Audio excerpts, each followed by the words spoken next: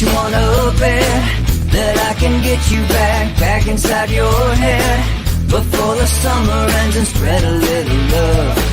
Just for a little fun, I'll make you come back to me before the rise of every sun.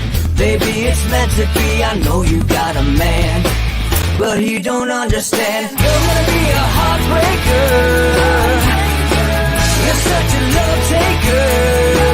So just suck me in and you can toss me like a cigarette, 'cause I just wanna be a bad habit, yeah.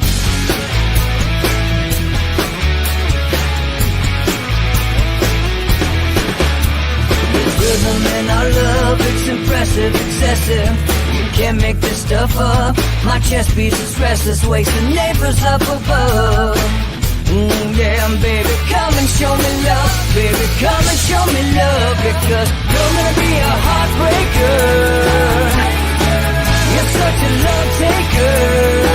So just suck me in and you can toss me like a cigarette, 'cause I just wanna be a bad habit, yeah.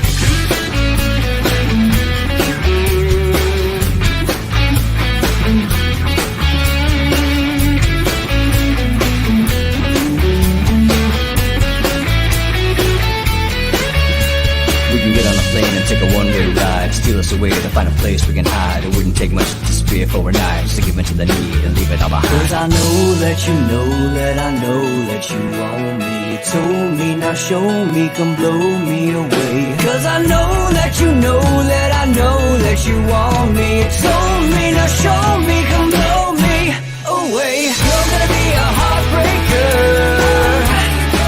you're such a love taker.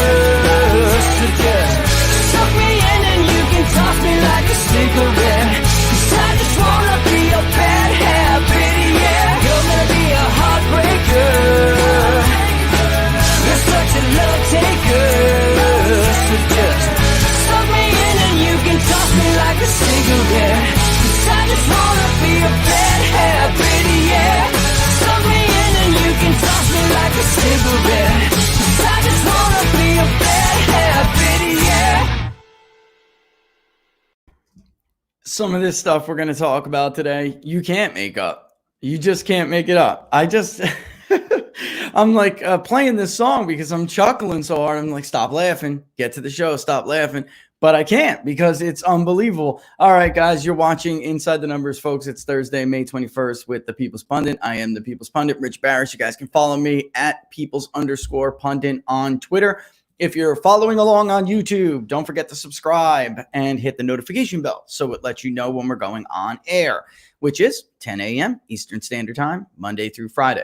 If you're following along on Facebook Live, then also, of course, don't forget to like the page People's Pundit Daily. Okay, where to start? I mean, maybe the best place to start is the jobless claims, but I mean, why, right? Let me tell you what I'm laughing about.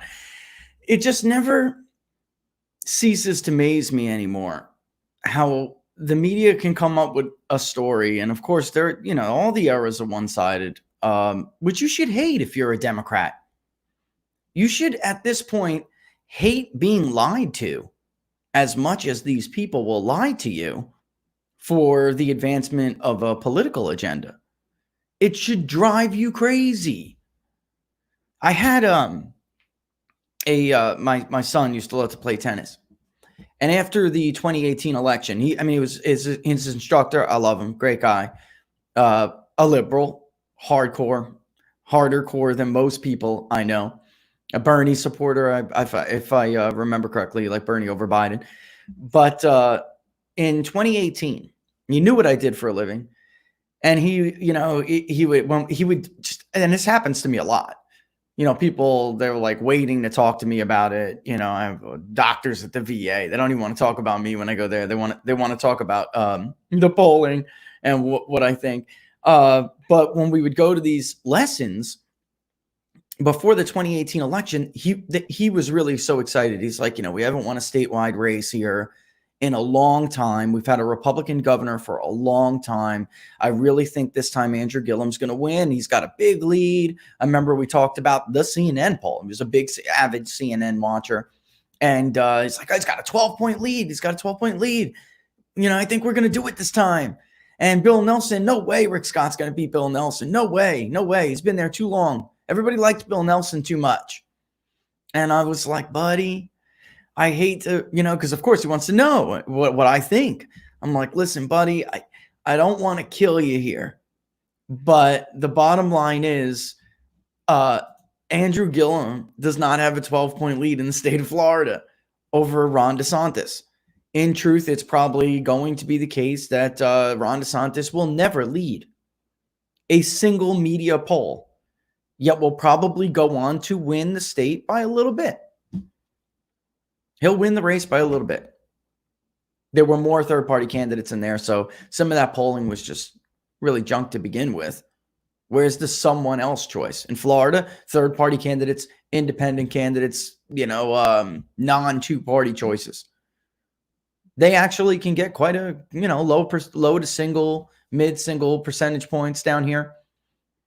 So that matters. That should have been included in that poll. But he was so eager.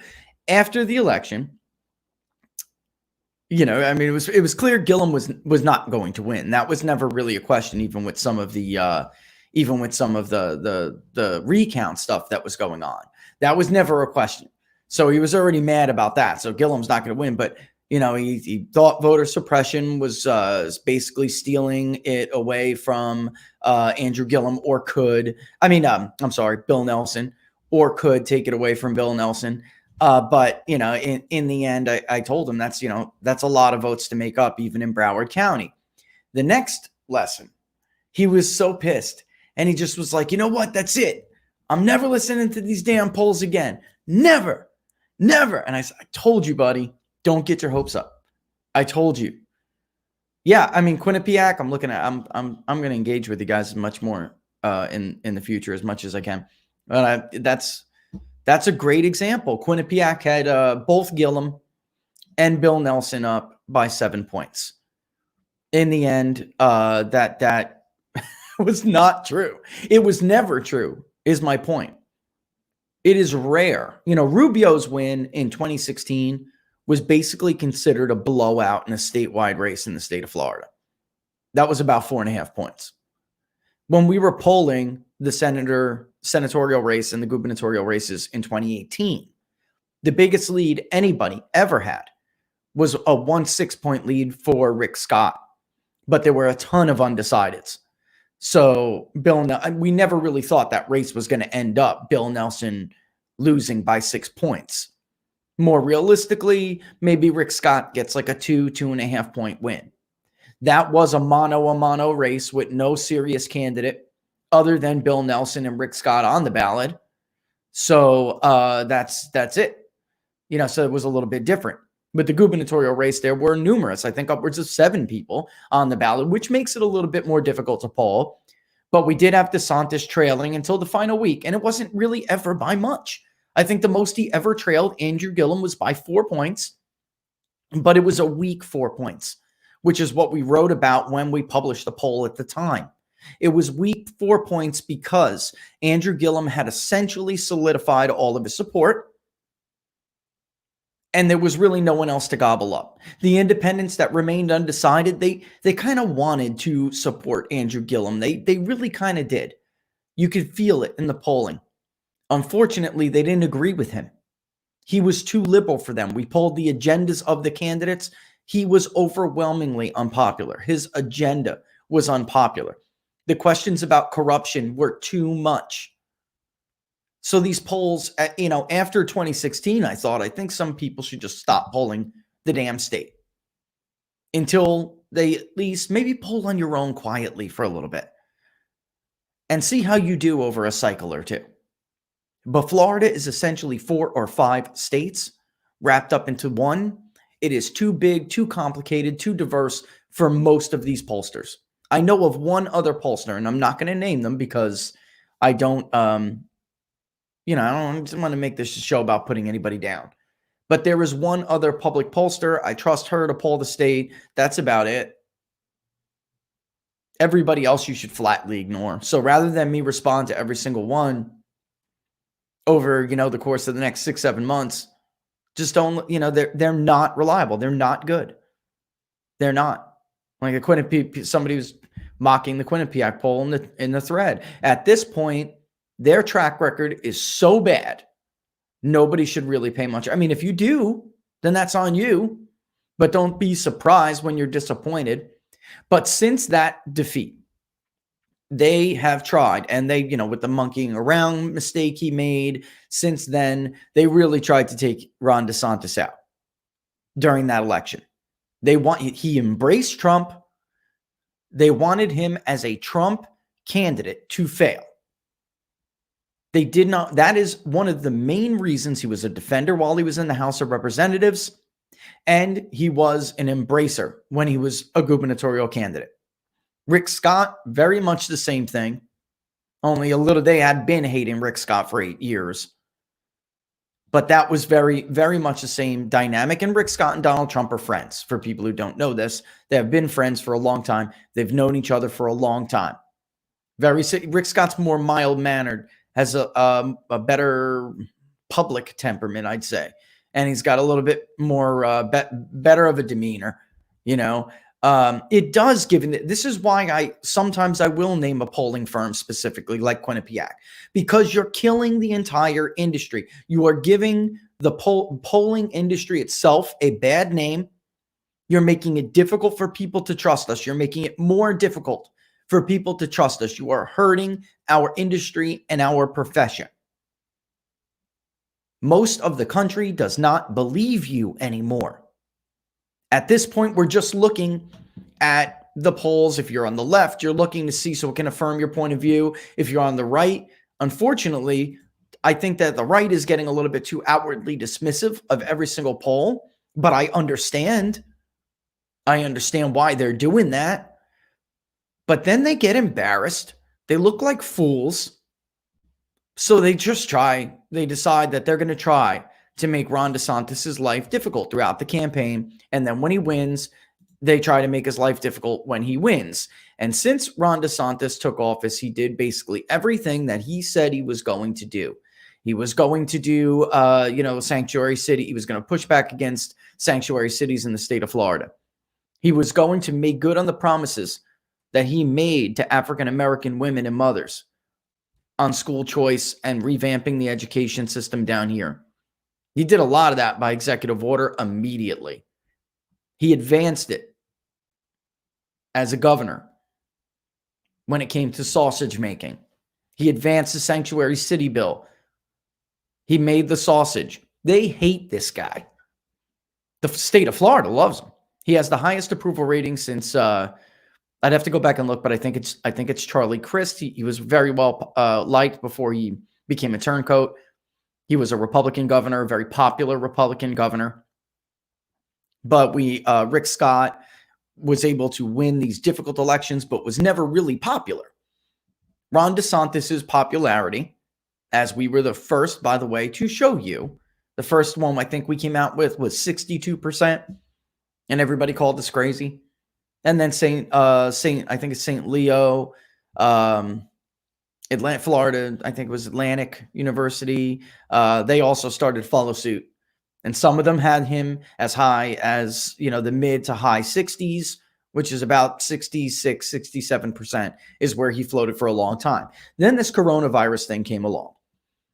And he did not do what Andrew Cuomo, the media's darling, the Cuomo show, he did not do what Andrew Cuomo did. And the only reason why some of these areas in Florida were locked down as hard as they were was because of the localities, like where I live. They overreacted. They're still overreacting to this day.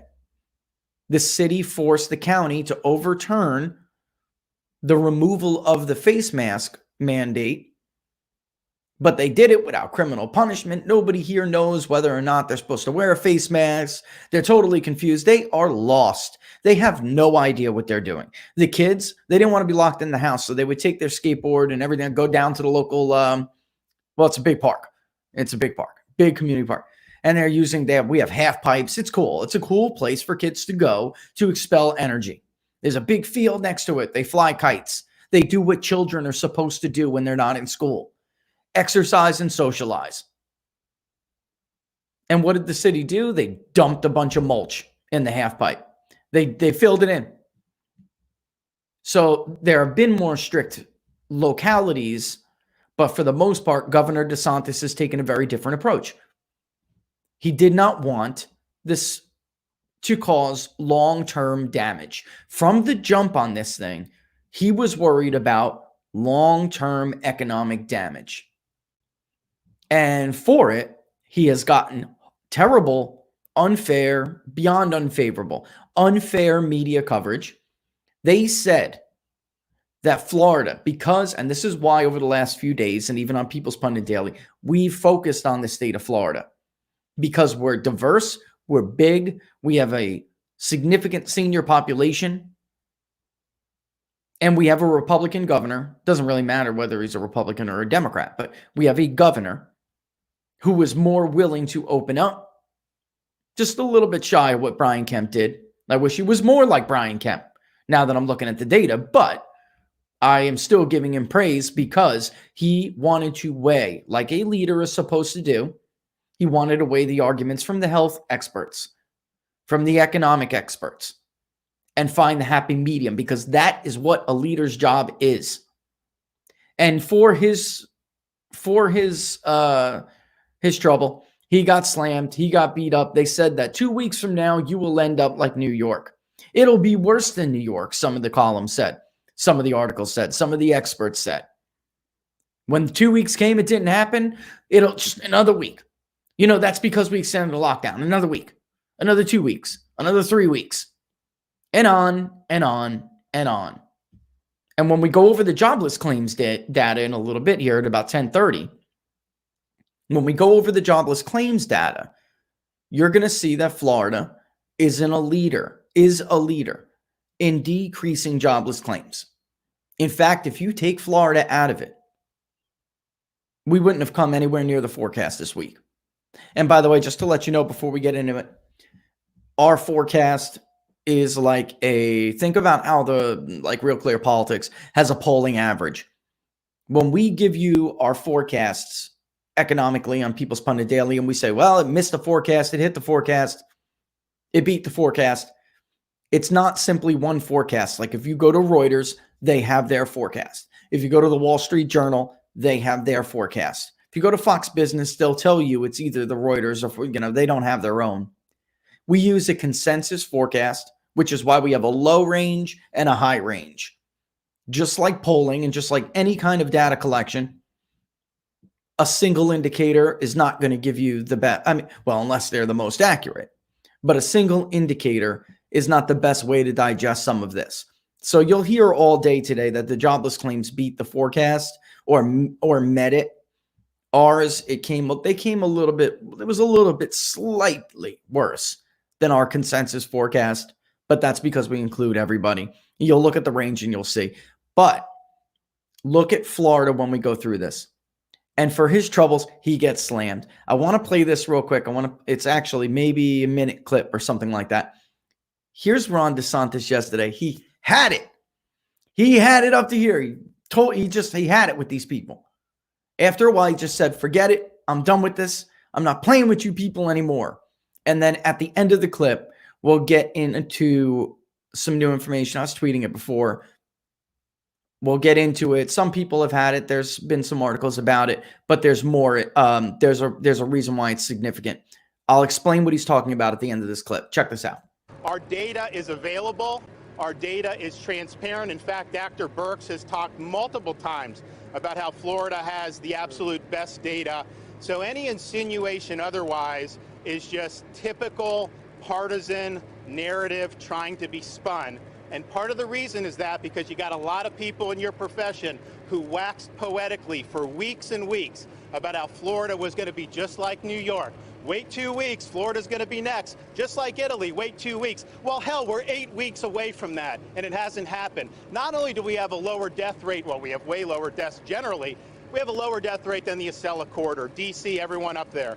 We have a lower death rate than the Midwest, Illinois, Michigan, Indiana, Ohio. But even in our region, Louisiana, Mississippi, Alabama, Georgia, Florida has the lower death rate. And I was the #1 landing spot from tens of thousands of people leaving the #1 hot zone in the world to come to my state. So we've succeeded, and I think that people just don't want to recognize it because it challenges their narrative, it challenges their assumption, so they got to try to find a boogeyman. Maybe it's that there are black helicopters circling the Department of Health. If you believe that, I got a bridge in Brooklyn I'd like to sell you. Last question.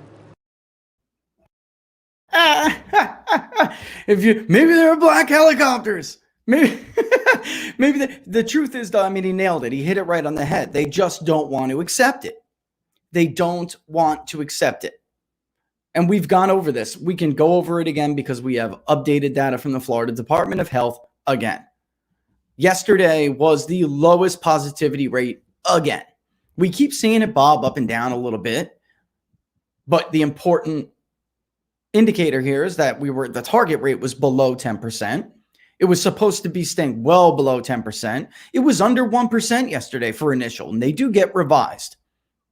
But it was under 1% for the first time. And we'll bob back up to 2% and 3%. You know, it happens. We get in. But the trend is clear. We never came anywhere near. We never came anywhere near that target rate. And we've been basically either flat or coming down ever since.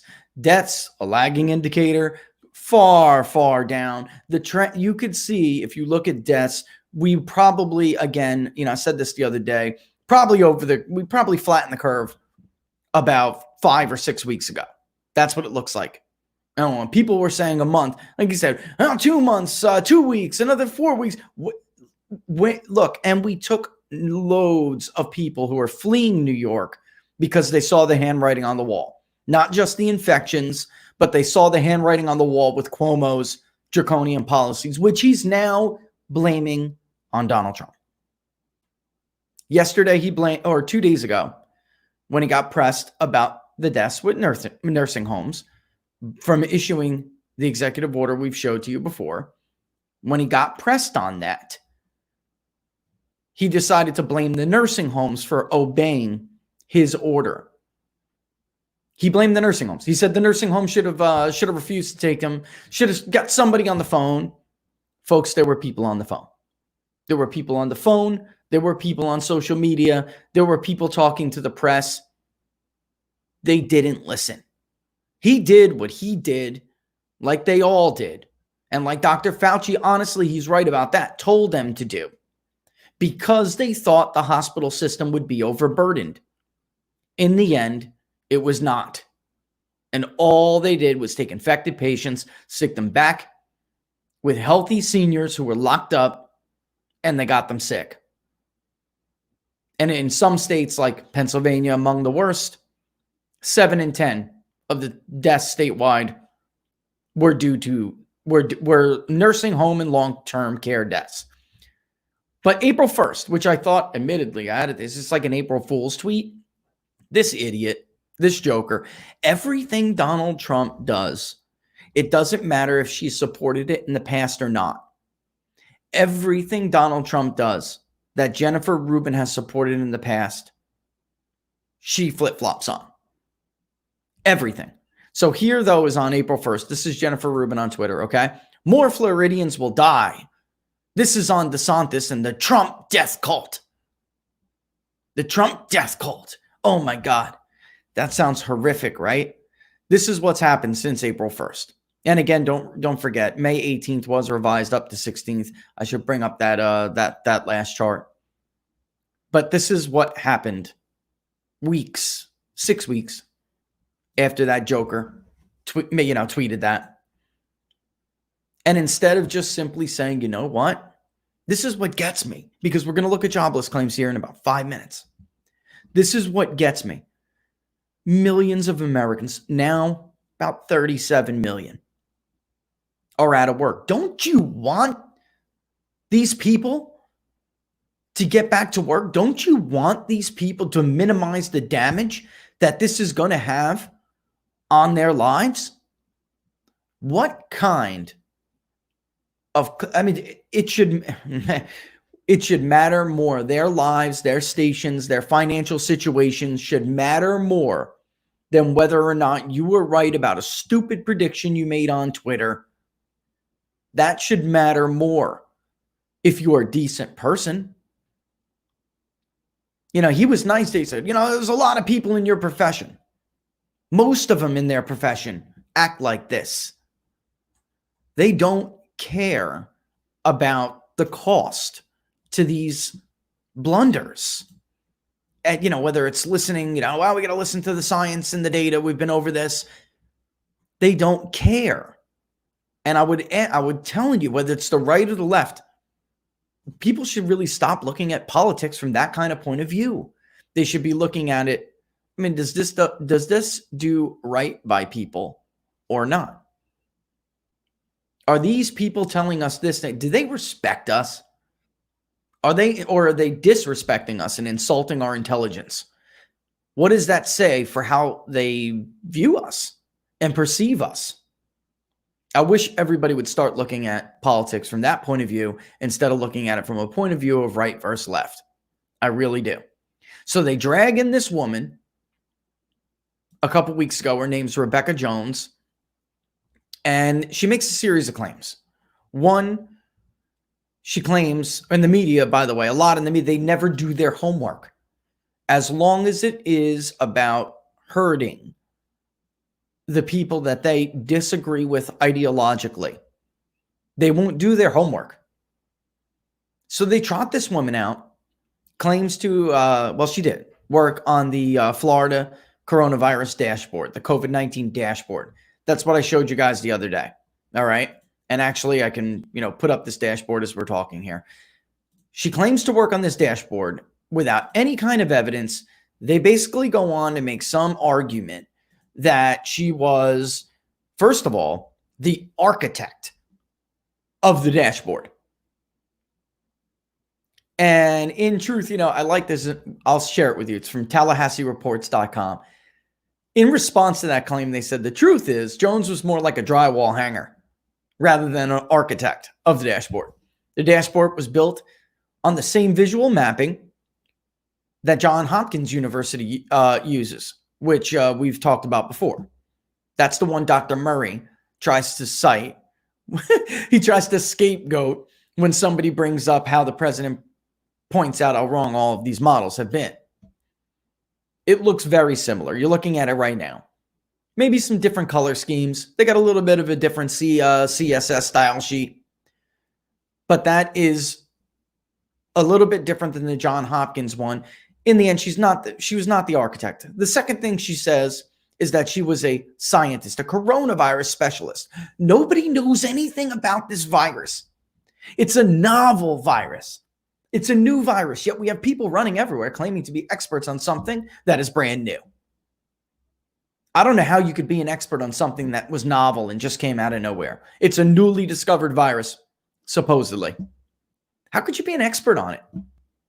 How could you be a scientist that studies this and be, of course you can have scientists that study it, but somebody who's an expert in it, an authority, when it is a novel virus nobody knows about. Anyway, she also said, and this is it, this is the core of this, that she was asked to manipulate data to support the governor's plan to enter phase 1 with 64 of the 67 counties. That is central to her claim.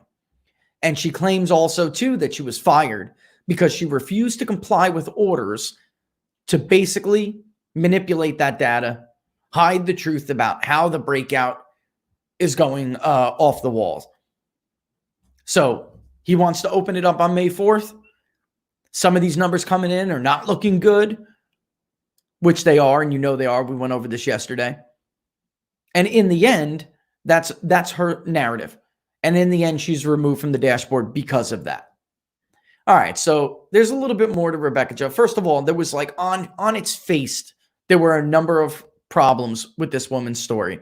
There were a number of claims that were just questionable off the jump. And then as we talked about yesterday and the day before, why would he even want to manipulate this dashboard? Why? The dashboard looks good, folks. There it is right there. It looks good. The data looks good. And actually, we can see from the dashboard the next day, here it is right here. We're looking at just 3 deaths for May 19th. That will be revised and updated, but clearly you can see the dashboard is a strong case to be made for reopening Florida. Also, strong case since May 4th to May 14th, ventilator usage down 32%, Florida Department of Health. ICU hospitalizations down 21%, Florida Department of Health. Every day, the Florida Department of Health has released a report that will take your browser about 45 seconds to fully download because it's so big. It's that detailed. So when you hear, like Ron DeSantis just said, about how transparent they've been, but you would have to be nuts to think like they're to come up and believe a story like this. They have been transparent. Things are revised later. It happens. In truth, there was only the exact opposite of what she said with what this is the first red flag. All right. The first red flag was actually the third claim that I brought up, that she was supposed to manipulate the data. But when you looked into it, the truth is she was asked to temporarily disable the ability to export data from the dashboard. So like if somebody like me or another news outlet wants to make their own graphics like the New York Times did the other day to at least honestly and rightfully show that there just isn't a spike in metrics since phase one, since 64 out of 67 counties entered phase one. She was told to temporarily disable the ability to export that data. Why? So it could be verified with and matched basically with other sources. So that was the first red flag. Now, as I tweeted out this morning, nobody does their homework. As long as it hurts and advances their ideological agenda, they will not do their homework on these people. This woman, months before any of this, this woman was charged with cyber stalking and sexual harassment. Now, everybody makes mistakes and everybody deserves their day in court. But Ron DeSantis is asking, what was she even doing there to begin with? The governor has a zero tolerance policy for sexual harassment. If you have been accused until that case has been adjudicated, you cannot work for Ron DeSantis. That is known. So how this woman got to end up on this dashboard in the first place is number one, it's a question. Number two, it's suspicious. By itself is suspicious. She should have never been there. Never. So, but in any event, this is what I'm laughing about. This is what I'm laughing about as this show is coming on because I'm reading more about it. I can't understand how at this point there are people who just aren't angry that they're lied to this much, even if it fits your worldview, even if you think it is advancing your cause, even if you think, in the end, this is going to help me politically. This is going to help my guy, my girl politically. At this point, I don't know how you're not like the tennis instructor, pissed off that you've been lied to so many times you can't even trust a word they say anymore. This should have been a very basic thing. Just like the woman who claimed to be a reporter during the Mueller probe, who basically said and was praised by an otherwise reputable journalist at the Washington Post that out of my conscience, I turned in my source to the FBI because this is it. This is the bombshell. They had it all on Trump. This is it. And I'm going to, now I have to fear for my life. But I know I can sleep at night. All will be revealed when the Mueller report comes out. And by the way, she has never printed any kind of follow-up story. Nothing. Nobody ever went back to her to hold her accountable. Nobody did their homework, even at the Washington Post. Why? Because that advanced the story they wanted at that moment. So I think, right away, Ron DeSantis was I got a bridge to sell you. I mean, that's Ron DeSantis at his funniest right there, but he was being, in my opinion, he was restrained. That's restrained. I could never run. I could never run for office. I would end up like, what's his name? That congressman from Staten Island. What was his name, guys? Grimm? What was his name, folks? Was it Michael Grimm? He wound up getting indicted for something, and that's not what I mean. That's not what I'm saying. But he, like, the reporter, he just had it with the guy one day, and they're in the Capitol building on the balcony. And he's like, how about I just throw you off this balcony? So it's just, it was hilarious. But in his district, actually, that wouldn't even have hurt him. I know that district. I lived in that district. That is the last Republican district in that area. And they don't care. They think that crap is funny. Grimes, right? Was it Grimes? Oh, my God. That was so funny. And the media went crazy over it. Like, oh, my God, it's a congressman, threatening to throw a journalist off a balcony. I saw that. I laughed. I laughed. So everybody, families calling me, you see our congressman? I saw him. You should have thrown him. You should have tossed him. Whoa. The floor of that, the Capitol building is solid as can be. You don't want him to throw it. You don't want him to. But I'm saying, compared to what Ron DeSantis, the coverage Ron DeSantis gets, and just compare it to the results, which is why I've kept this up. This compares to New York, which is more than half. Let me say this again. More than half of our total deaths when all of this is said and done. New York will represent the vast majority of our country's problems with the coronavirus, with our burden estimates. That's where this is headed. Unless there is a spike somewhere else and something else happens, there have been such a steep drop off everywhere else. This is barring a first wave, that New York will at least be 40 to 55% of our burden estimate deaths. Right here, we are less than 2,100 right now. Less than 2,100.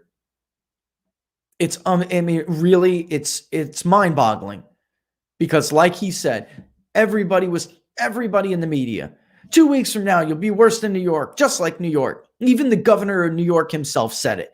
If you think you're safe right now, it's coming. It's not a matter of if, it's a matter of when. Well, we're still waiting down here. And we're not threatening. We don't have a financial district that we're threatening to destroy. You guys see the cover of the New York Post this morning? I mean, it is not hyperbole to say that if this guy does not pull his head out of his butt soon, he could do serious damage to that district. You guys should see it. Go check it out. I mean, basically, in a nutshell, they're saying that the lockdowns, they've got to end now. They've got to end now. I think they should have ended weeks ago. But what happened yesterday was the JP Morgan study that came out, which essentially supports everything I've been telling you guys for weeks, that there was no evidence that lockdowns would slow anything. In fact, we don't have a lot of data and studies on this. We just don't. But unfortunately, the ones we do have say that it was never a great idea to put these lockdowns on. It was never a great idea. Home outbreaks were the top category environmentally. You know that. I've showed this to you before. The top category. And it's unfortunate because people just didn't listen.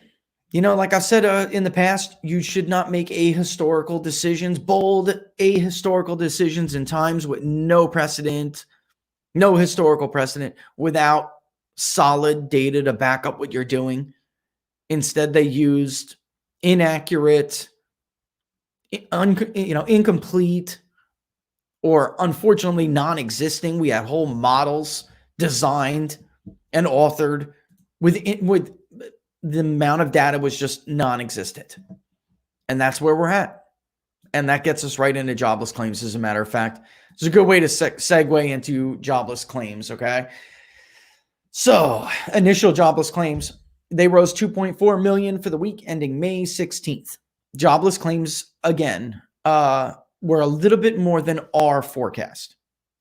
Now, you will hear the media say, and you should listen to them, that they were just about at the full, right on the money. Right on the money. With our consensus, which I'll show you in a bit, it's just a little bit higher. But when you're in the millions like this, a couple of thousand is pretty remarkable, actually, even that the consensus came in that close. Overall, they continue to trend down, which is good for us. This apparently has not updated yet. I'd have to refresh it, but I could show it to you guys in a little bit anyway. But let's read through the story. The U.S. Labor Department reported initial jobless claims rose slightly more than expected by 2,438,000 for the week ending May 16th, due to the mitigation efforts to slow the spread of the coronavirus. That is, though, a decrease, one of the biggest ones we've seen since it stopped really, and plateaued, of 249,000 from the previous week, downwardly revised 2,687,000. If you guys remember, last week was nearly 3 million. It was a disappointment to me. I went on about it a little bit, still looking for the silver lining in the trend that's headed downward. But it was still pretty much a disappointment. And if you also remember the revisions, which I was like, but they were small, 7,000 here, 15,000 there. This is a big revision. 249,000 is a big revision. All right, so that's nice. That's a good silver lining we could look at right now.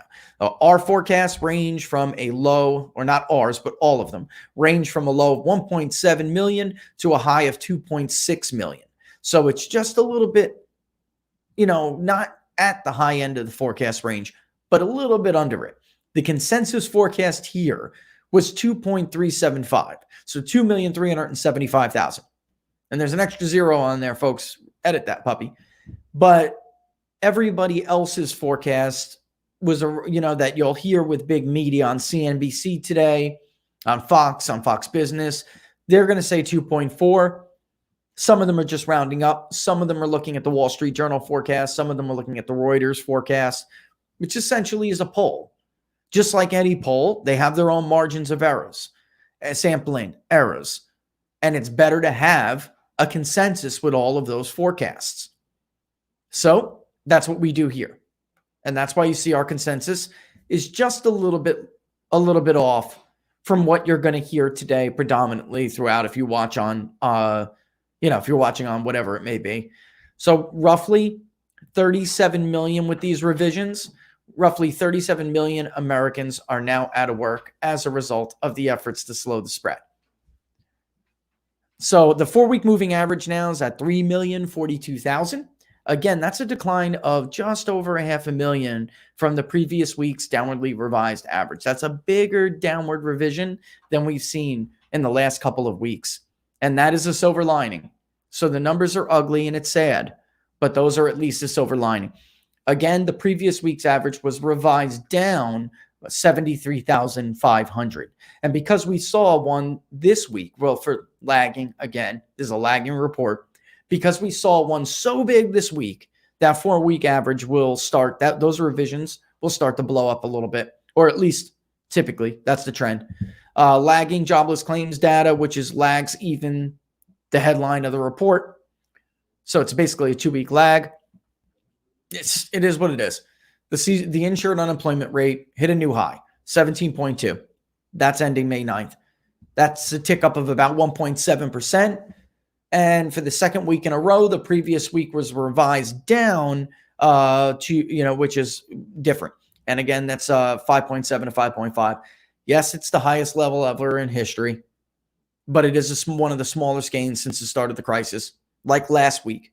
The first high during the current crisis was on April 4th.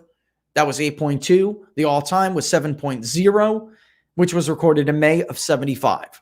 And we've talked about this before. The 70s saw a very deep recession. This is a different kind of event, but it does show you the magnitude of how many people are the magnitude of the situation. How many people are really out of work? On April 11th, it rose to 11%, 12.4 on April 25th. Under the Trump administration, I know I'm beating a dead horse here, but he deserves this credit. You all do. because it's not a president who makes a labor market. It's the American worker. It's the American innovator, the American small business owner. That's who really deserves the credit. A good president just understands the secret formulas to get out of the way and let them do it. We saw historic lows under the Trump administration until this crisis kicked off. That low is 1.1, but for most of the time over the last 2 years, it hovered at about 1.2, never ticking higher, only ticking down to 1.1 to match the all-time low a few times since the end of 2018. That's how strong this labor market was. All right, the advanced number for seasonally insured unemployment rose. It's up to 25 million, over 25 million, which is why I'm telling you it's a good bet. There's about 37 million, out of work still.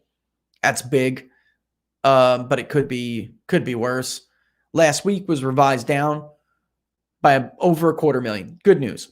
All right, let's just blow past that, get into extended benefits. This is the first time they've kicked off since the start of this thing.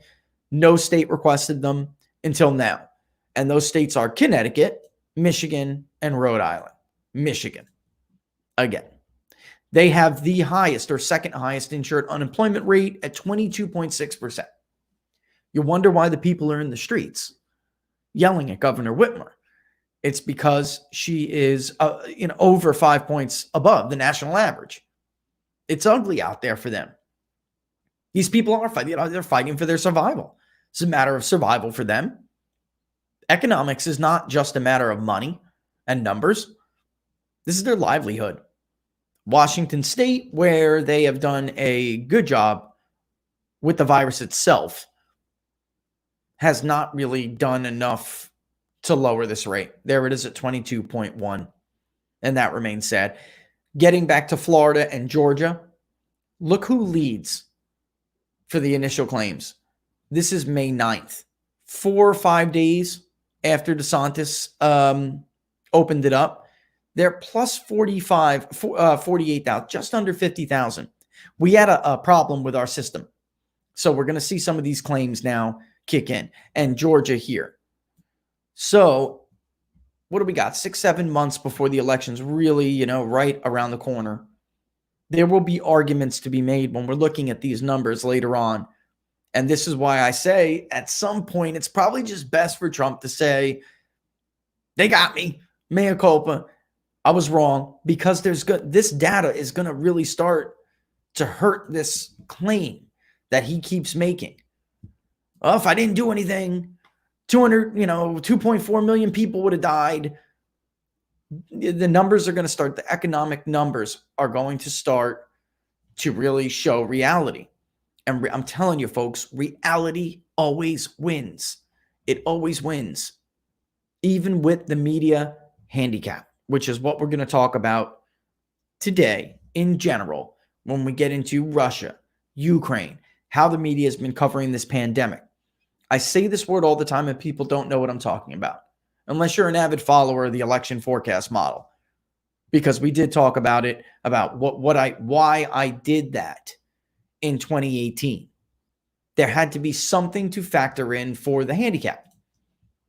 The media handicap is like, you have guys, some of you may play pool, maybe. A handicap is when you give somebody maybe, I'll give you the 3, playing 9 ball, or I'll give you the 4.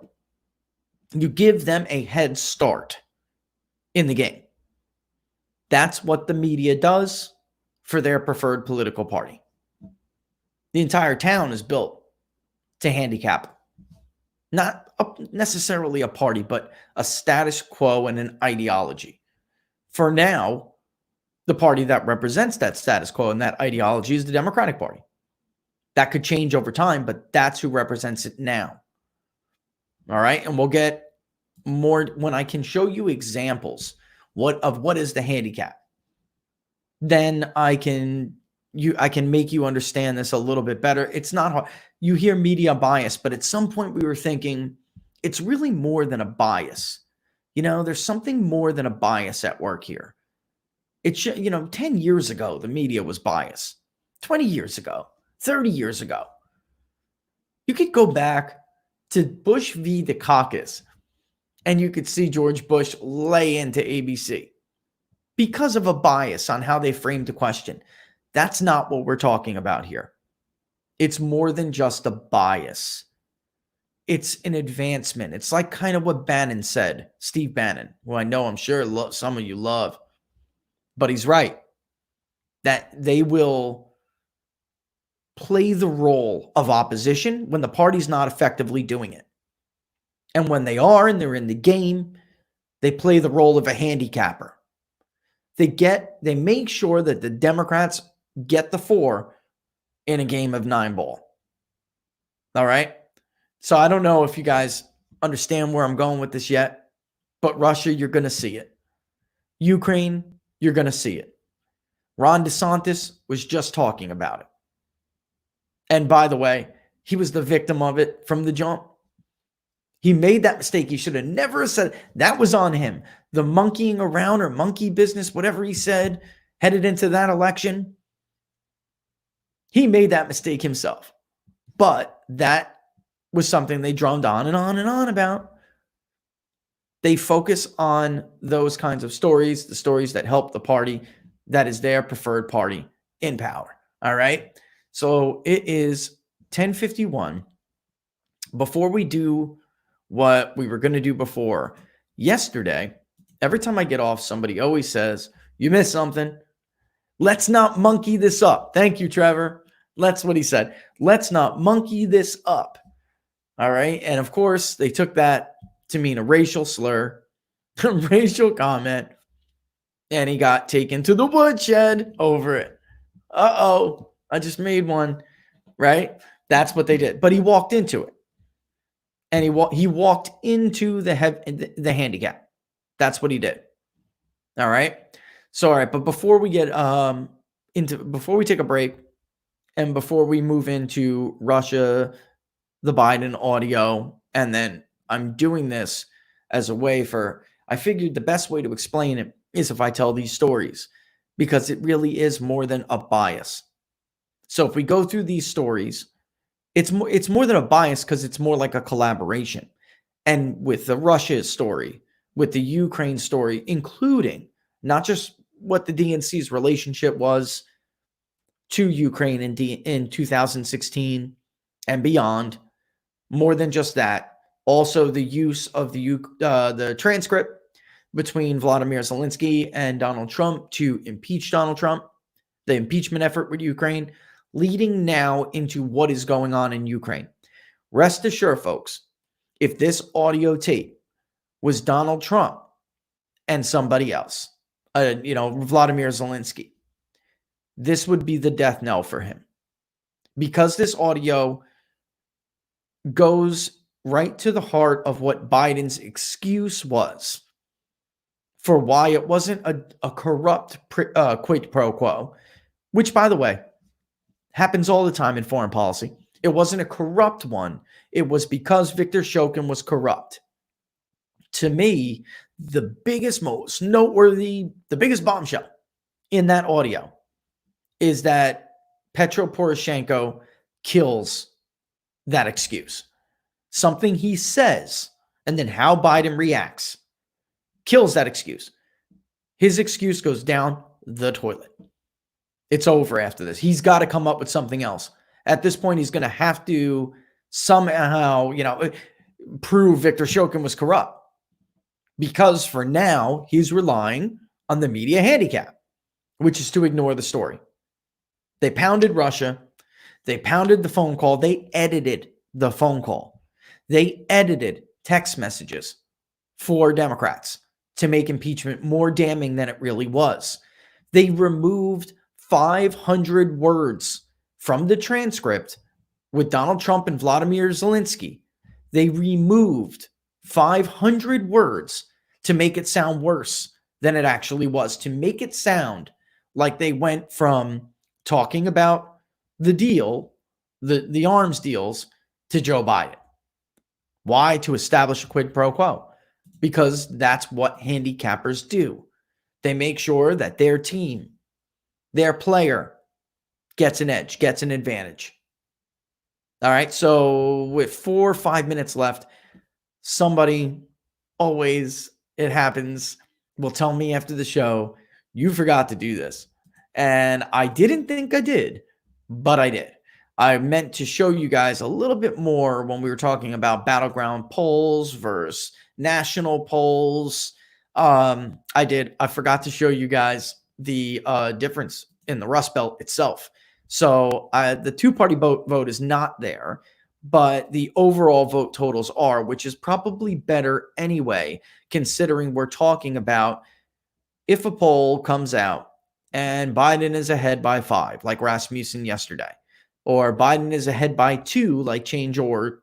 I think he's ahead by 2 or 3 nationally, but down by 2 in the battleground states. What could that tell us about the vote shares between each candidate in those different states? And a great way is to just look at the vote shares from the prior election. And then you'll see Donald Trump lost the popular vote. Hillary Clinton, just about 3 points or so, a little over, 2.5, 3 points, whatever. 49, 47, 49, 46, however you want to slice it with tens of percentage points. But in the battleground states and the Rust Belt states, that didn't happen. And I know you guys, let me zoom in a little bit more. Maybe you guys can see it a little bit better. Probably not. So I'll have to read it to you. But anyway, Iowa. Iowa makes up, and where's my handy dandy little key card here? What this is, what you're looking at, is that big data poll. I don't allow polling that is not a representative sample, or at least that's the idea behind this. So we have minimum samples for everything, every state, whether it's Iowa, whether it's Florida. Our sampling error, we like to have around 2.5%, or even sometimes we try to get it as close as we can to 2 point something. We don't like those 4.5% sampling errors. That's just too large. It's not very trustworthy. Unfortunately for clients, that's a little bit more money, but there's nothing I can do about that. If you want me to give you a product that I trust, then you have to follow the guidelines. So this is what you're looking at now, even though you can barely see it, but it generally is our sampling guidelines. It tells you how many votes total there was in the state, what the two-party vote total was, what the share in the Rust Belt of that state was. And we have a whole one for battlegrounds as well, but this is where this election will be decided. Here's how many votes Trump got, and the two-party vote share should be in there. It will be, but this is the total vote share, including the third parties, and the same from Clinton down the line.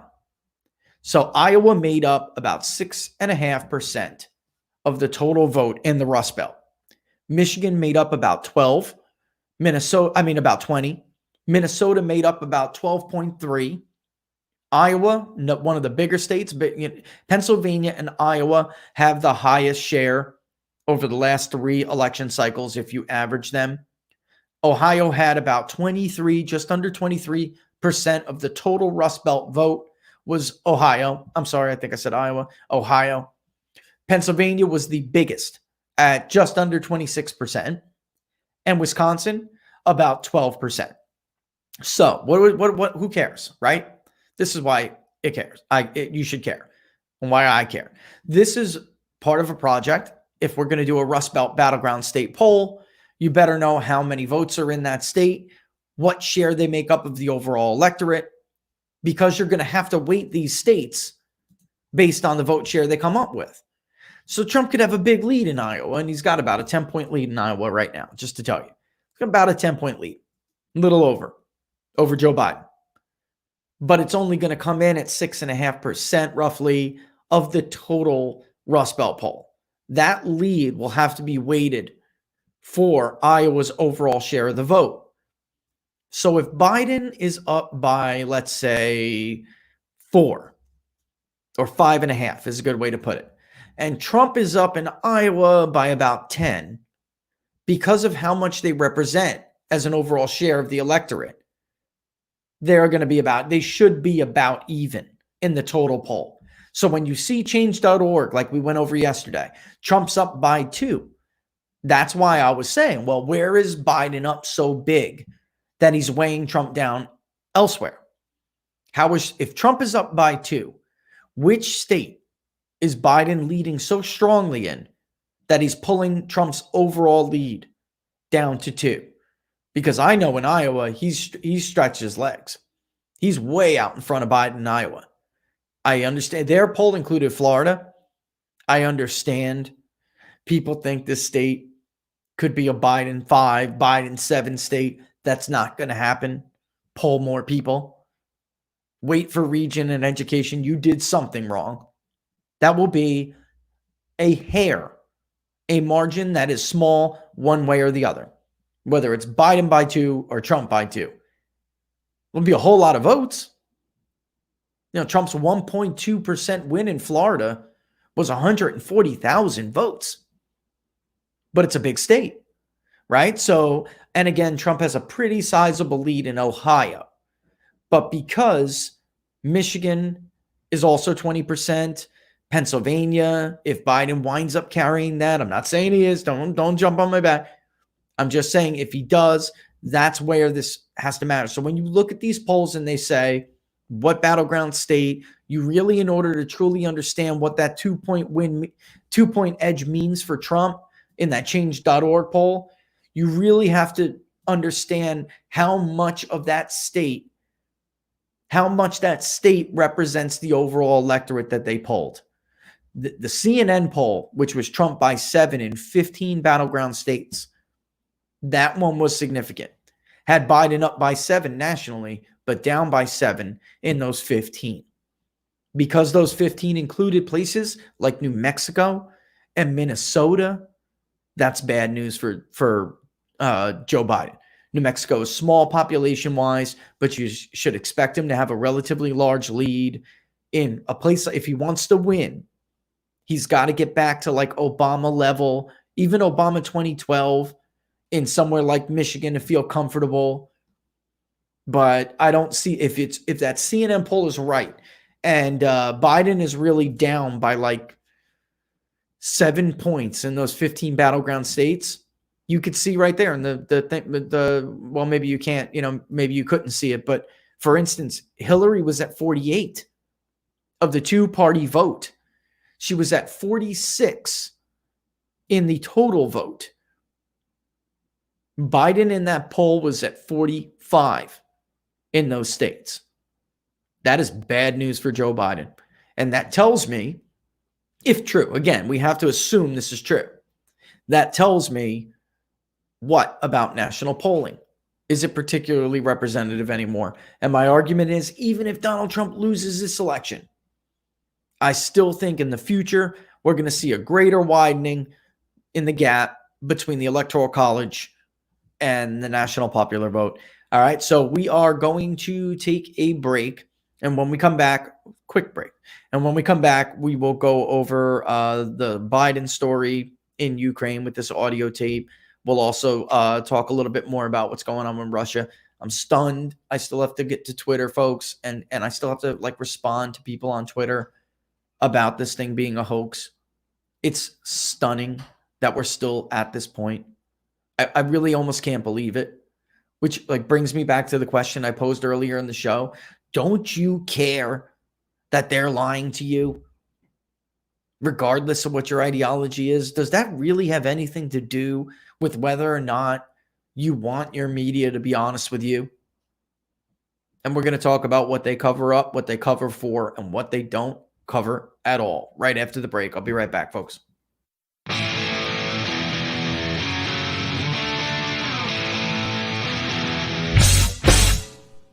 How much you wanna bet that I can get you back inside your head before the summer ends and spread a little love.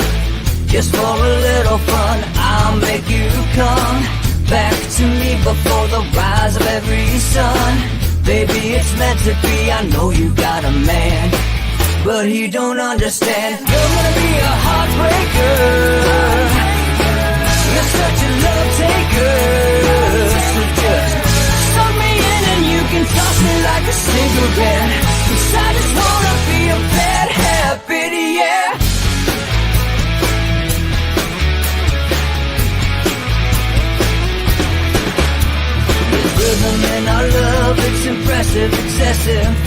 can't make this stuff up. My chest beats its restless waste, the neighbors up above.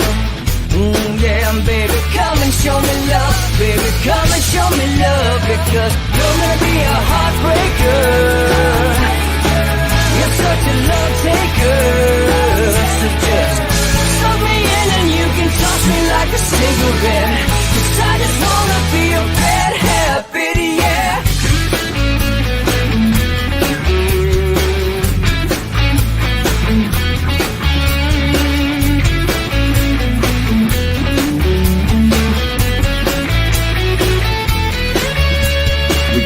And take a one-way ride, steal us away to find a place we can hide. It wouldn't take much to spear for a knife, just to give in to the need and leave it all behind. 'Cause I know that you know that I know that you want me. You told me, now show me, come blow me away. 'Cause I know that you know that I know that you want me. You told me, now show me, come blow me away. You're gonna be a heartbreaker. You're such a love taker. So just suck me in and you can toss me like a cigarette. 'Cause I just wanna be a bad habit, yeah. You're gonna be a heartbreaker. You're such a love taker. So just suck me in and you can toss me like a cigarette. 'Cause I just wanna be a bad habit, yeah. Suck me in and you can toss me like a cigarette. 'Cause I just wanna be a bad habit, yeah. And we're back. All right. So that was the Grammy balloted band Bowen. And that's Bad Habit. So just to let you guys know. Again, if you guys know of artists that you think are talented, that you want showcased, you think should get some exposure, send them to contact@peoplespunditdaily.com. We will listen to them. And of course, if we think they're good, we'll put them up during intermission or a break or something. And then we'll put them in the YouTube thing where you can grab their songs from. You know, like I said, this is the People's Pundit Daily. This is People's Pundit Daily. This is Inside the Numbers with the People's Pundit, not Tinseltown's Pundit. So we don't care about who is big already. You know, send over stuff you think is talented and we will showcase it. All right. Again, you're watching Inside the Numbers with the People's Pundit. I am the People's Pundit, Rich Barish. You guys can follow me on Twitter @peoples_pundit. It is 11:08 on Thursday, May 21st. Thank God the month of May blew by. All right. I don't even know what day this is in this coronavirus spiel that's going on, you know, but if you guys are, we stopped tracking. I don't even care anymore. People should open up. If you are watching on YouTube, don't forget to subscribe and hit the notification bell. That'll let you know before we go on. If you watch on Facebook, do not forget to like the page People's Pundit Daily, and that will also give you a heads up before we go on. This way you don't have to race there. I see that a lot more people are doing that now, and that's great. This way you don't miss anything in the beginning. Soon, we're going to start doing something in the beginning. So you'll want to be there as soon as it's on. You won't want to miss it. Again, the ultimate way to support the show, of course, is to subscribe to People's Pundit Daily, which you can do by going to ppdnews.us/subscribe. That's the short link. And want to thank everybody who has done that because you have, and we love you for it. All right, let's get into this Biden audio tape. 2 days ago, my colleague, Todd Wood, he has followed this story, not just this, but 2 weeks before the presidential election, roughly 2 weeks, there's a leak from Ukraine, from NABU, which is the basically their anti-corruption bureau. All right. And at that time, Artemin Simiak, however you say his name, was the head of NABU. He was the NABU chief. And that is the now famous Manafort ledger that was leaked to the New York Times. Within days, Todd grabs me because he writes for the Washington Times, and he says, look, I got a story on this. Go ahead, do what you got to do to verify it. But this ledger is, there's a lot more to this ledger than meets the eye. So we go through it, right? We go through the process. He publishes the story. We now know he was telling the truth. 2.5 years later, the people that he was talking to in Ukraine were telling the truth. He has fantastic sources. couple of days ago, he gives me the heads up. This audio tape's going to come out. It's got Biden, it's got Joe Biden and also John Kerry at some points in the audio, because it's a number of tapes strung together in one leaked audio that was put out during a press conference. But Todd says this tape's coming. We're going to cover it on CD Media. Take a look at it. It's Biden and Petro Poroshenko talking about the firing of Viktor Shokan, who used to be the former prosecutor general for the People's Republic of Ukraine. Biden has long claimed, as a foreign policy is filled with quid pro quos. That whole nonsense during the impeachment was exactly that. It was total nonsense. Because it's a quid pro quo does not mean anything is going untoward or illegal or whatever you want to call it. Simply because it's a quid pro quo does not mean anything is wrong. And it happens in foreign policy every day. But his argument has always been that Viktor Shokan was corrupt. And if anybody has ever met Viktor Shokan or knows or has researched or looked into Viktor Shokan, he would be the worst corrupt prosecutor in the history of the People's Republic of Ukraine, maybe in the former Soviet bloc. He's broke. He has no money. He has nothing of value. He's a frail little man. What he did do, however, was when Joe Biden pressured Poroshenko to fire him, and they replaced him with a guy named Yuri Lutsenko. Yuri Lutsenko now, everybody on the Democratic side says is corrupt too. This is a hard story to follow, and I get that. So I'm trying to do my best here. In Ukraine, it's hard to tell the good guys from the bad guys. In the former Soviet bloc and Russia, it's hard to tell the good guys from the bad guys. Sometimes that's because there are no good guys. There are only bad guys and worse guys. And that is often the case in these stories with the actors that we're talking about that surround these stories. They're not good people. Really, sometimes none of them are. But because Yuri Lutsenko may have been up to something, does that mean that he wasn't telling the truth about Marie Jovanovic when he said that Marie Jovanovic, just like Viktor Shokan had alleged, had pressured him with a do not prosecute list? And the media, we'll get into this more when we read this story, but there was some stuff lost in translation there. It wasn't actually a physical list. It was just a bunch of names. This one can't be prosecuted. That one can't be prosecuted. Lay off this one. Lay off that one. Because Shokin's office still had a lot of prosecutions open on the books when Yuri Lutsenko took over. Now, the prosecutor Biden is praising in the interview or the tape where he's talking about a quid pro quo and he's bragging about getting Shokan fired at the Council on Foreign Relations. The prosecutor, he says, and we got rid of that guy and we got somebody good in there. That somebody good that he's talking about is Yuri Lutsenko. Now, and throughout the impeachment trial of Donald Trump and the impeachment proceedings in the House, Yuri Lutsenko was being cast as corrupt now. They had cast him aside. He was corrupt. Why? Because he had a lot of information on Marie Jovanovic, who was a star witness in the impeachment trial. Again, I know it's hard to follow along here because this is like convoluted and it also reads like a Tom Clancy novel. But in the end, the truth is there aren't really any good guys in this story, except, or at least so far, except for somebody like Vladimir Zelensky, who is the president of Ukraine. He won in a landslide, basically campaigning against the Poroshenko government. Petro Poroshenko was viewed by the Ukrainians as a puppet of the Democratic Party and their allies in the United States. The U.S. Embassy in Kiev has long been viewed as corrupt, and they meddle in the affairs of the Ukrainian people, and the Ukrainian people hate it. Poroshenko was the face of that kind of corruption. That is why Vladimir Zelensky won in a landslide. He campaigned against Petro Poroshenko and his allies like Marie Jovanovic and Joe Biden and the rest of them, the lot of them.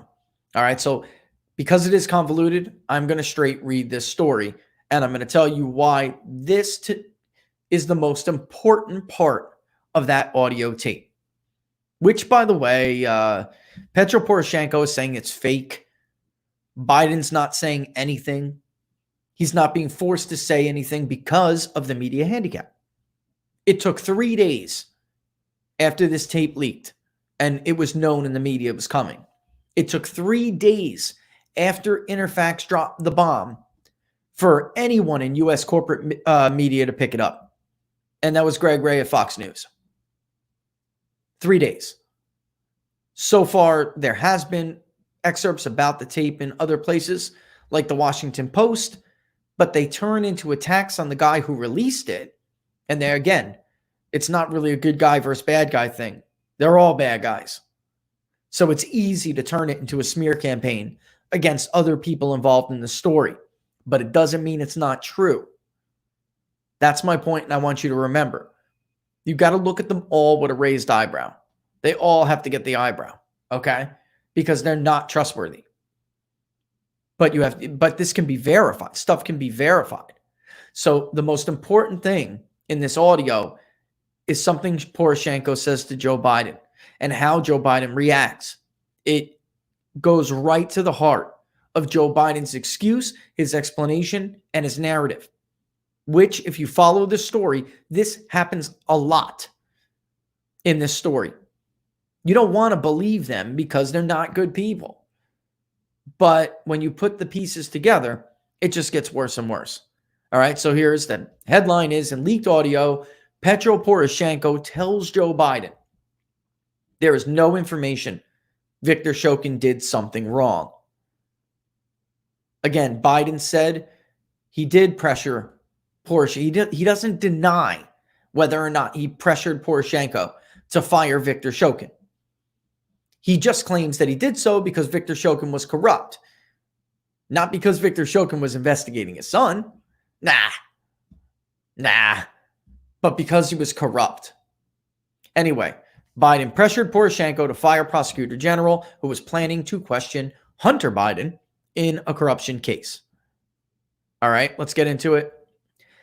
A leaked audio purportedly captures former Vice President Joe Biden telling former Ukrainian President Petro Poroshenko that his nation would receive $1 billion in U.S. aid if then Prosecutor General Viktor Shokan was fired. Ukrainian President Vladimir Zelensky said the audio tape could be evidence of high treason and called for an investigation on Wednesday. There has been an investigation in Ukraine. When this tape came out, Vladimir Zelensky kind of like lent his support to it. He hasn't been willing to talk much about, he kind of wants to seem like a president who lets his attorney general be independent and do what he wants to do. So he has been really resistant on talking about this until this tape came out. Because there has been an investigation which they themselves characterize as like an international conspiracy to basically commit treason against the government of Ukraine. And it deals with election meddling and bribery and corruption and on and on and on. All right, so anyway, Mr. Shokan was appointed by Mr. Poroshenko, and he received 318 vote consent out of the Rada, which is the Ukrainian parliament. That large of a vote is considered a constitutional authority. He served from February 10, 2005 to April 3rd, 2016. He was fired at the behest of the U.S. administration. That part is not in doubt. Specifically, Mr. Biden, also not in doubt, who had been appointed. Biden had been appointed by Barack Obama to head up U.S.-Ukrainian relations. Biden was put as the point man. Obama made him his point man in Ukraine. Like he made him his point man, by the way, in China, which we'll get into in another show because I'm sure that's coming as well. But he testified, Shokan, that is. Viktor Shokan testified in a sworn statement ignored by the media because of the media handicap in a sworn statement that he was fired as a result of, quote, direct and intense pressure from Joe Biden and the U.S. administration. He goes on to say in his affidavit, Poroshenko asked me to resign due to pressure from the U.S. presidential administration, in particular Joe Biden, who was the U.S. vice president. Biden was threatening to withhold $1 billion in subsidies to Ukraine until I was removed from office. Nothing there is contested. The veracity of that claim is not in dispute. In December 2015, the New York Times, before they realized they needed the handicap for Joe Biden, reported Burisma Holdings had hired Hunter Biden only weeks after his father was appointed to head up relations with Ukraine, despite having no relevant qualifications. Hunter Biden is not an expert in energy. He's not an expert in the geographical region that is the former Soviet bloc, Eastern Europe. He does not speak Ukrainian. He doesn't speak Russian. At this point, he's really just a failed U.S. serviceman who got kicked out because he does coke and likes to party at the time. And I'm not beating anybody up for their addiction. You guys know me. You know that. But it has to go to show what Burisma was thinking when they hired somebody like Hunter Biden.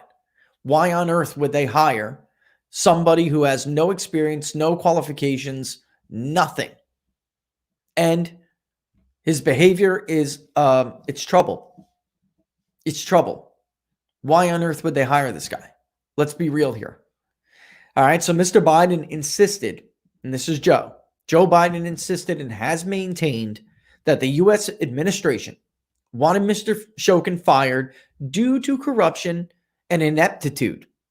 However, in the leaked audio released by People's Deputy Andre Durkock, who the Washington Post, before I go further, the Washington Post smeared as basically allying to Russia, is a Russian ally. He is a nationalist. That's what he is. He's the deputy of the People's Deputy. Is we have parties in our parliament. He's in the People's. They are a nationalist party. They're pro-Ukraine nationalism, and they there is a pride of Russian heritage there. Not Russian, but Slavic, I think, is a better way to put it.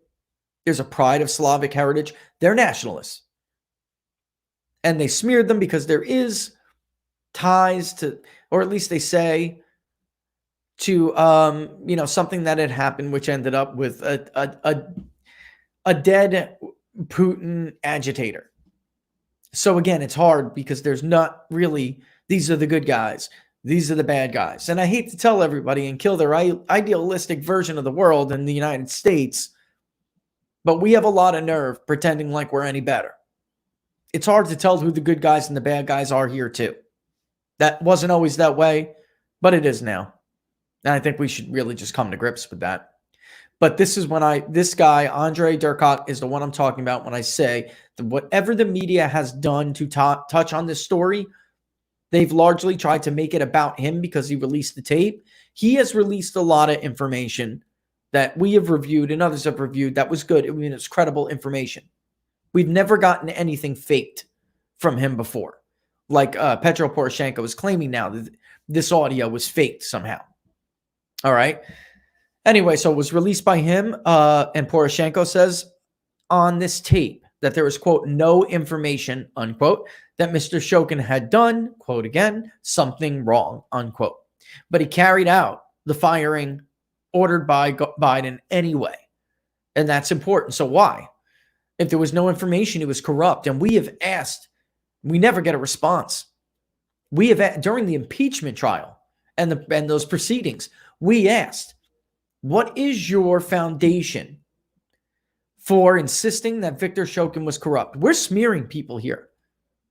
What are your grounds for alleging in front of the world that Viktor Shokan, even Yuri Lutsenko, what are you specifically referring to when you say these are corrupt people?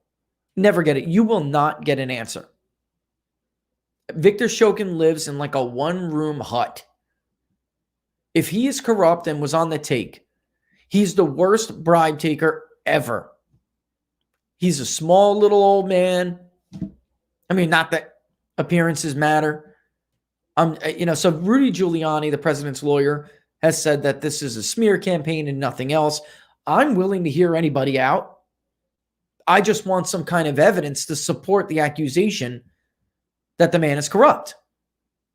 And so far, there is none. There has been none. Nothing really concrete. All right. So anyway, but he did it anyway. And on the tape, he says, this is Poroshenko speaking to Joe Biden. Yesterday, I met with General Prosecutor Shokan. And despite of the fact that we didn't have any corruption charges, we don't have any information about him doing something wrong. I specifically asked him, no, it was day and before yesterday. I specifically asked him to resign in his position as a state person. This is a conversation purportedly on February 18th, 2016. And 1 hour ago, he bring me, he's Poroshenko. He doesn't speak great English. And 1 hour ago, he bring me the written statement of his resignation. And this is my second step for keeping my promises. And strangely, Biden just replies, I agree. Which is a little bit odd. I mean, what is he's agreeing to what? The first part of the statement is Poroshenko. Here, Poroshenko is telling Joe Biden, we have no evidence the guy's corrupt. You don't have it. I don't have it. We have no case against him. There's no open case. There are no corruption charges. We don't have any information that he did anything wrong. But I really need that $1 billion, so I asked him to resign anyway. And Poroshenko is talking about the conversation that is the subject of the affidavit, the sworn affidavit that we reported on, John Solomon got at that time from the Hill. The testimony he gives in that affidavit is the subject of the conversation that Poroshenko is referring to right now. And in response, Viktor Shokan gives him his written statement of resignation because according to him, and I'll read this in a minute, he basically had the president come to him and say, look, we need this money. You got to go. And he agreed. He just did. Eventually, by the way. He did not agree right away. Eventually, he agreed. So Biden says, I agree to what? I don't know. Maybe to the fact that Poroshenko was saying, I'm keeping my promise to you. I'm holding up my end of the deal. Because that deal is you get no money until this guy is gone. And again, the leaked audio, which we have not independently verified, but I do find it to be a complete stretch that Andrei Derkach fabricated this evidence, which, by the way, he claims did not come from him, but came from journalists who are investigating the anti-corruption investigation right now in Ukraine and got their hands on it. All right. It does appear to support Viktor Shokin's version of events.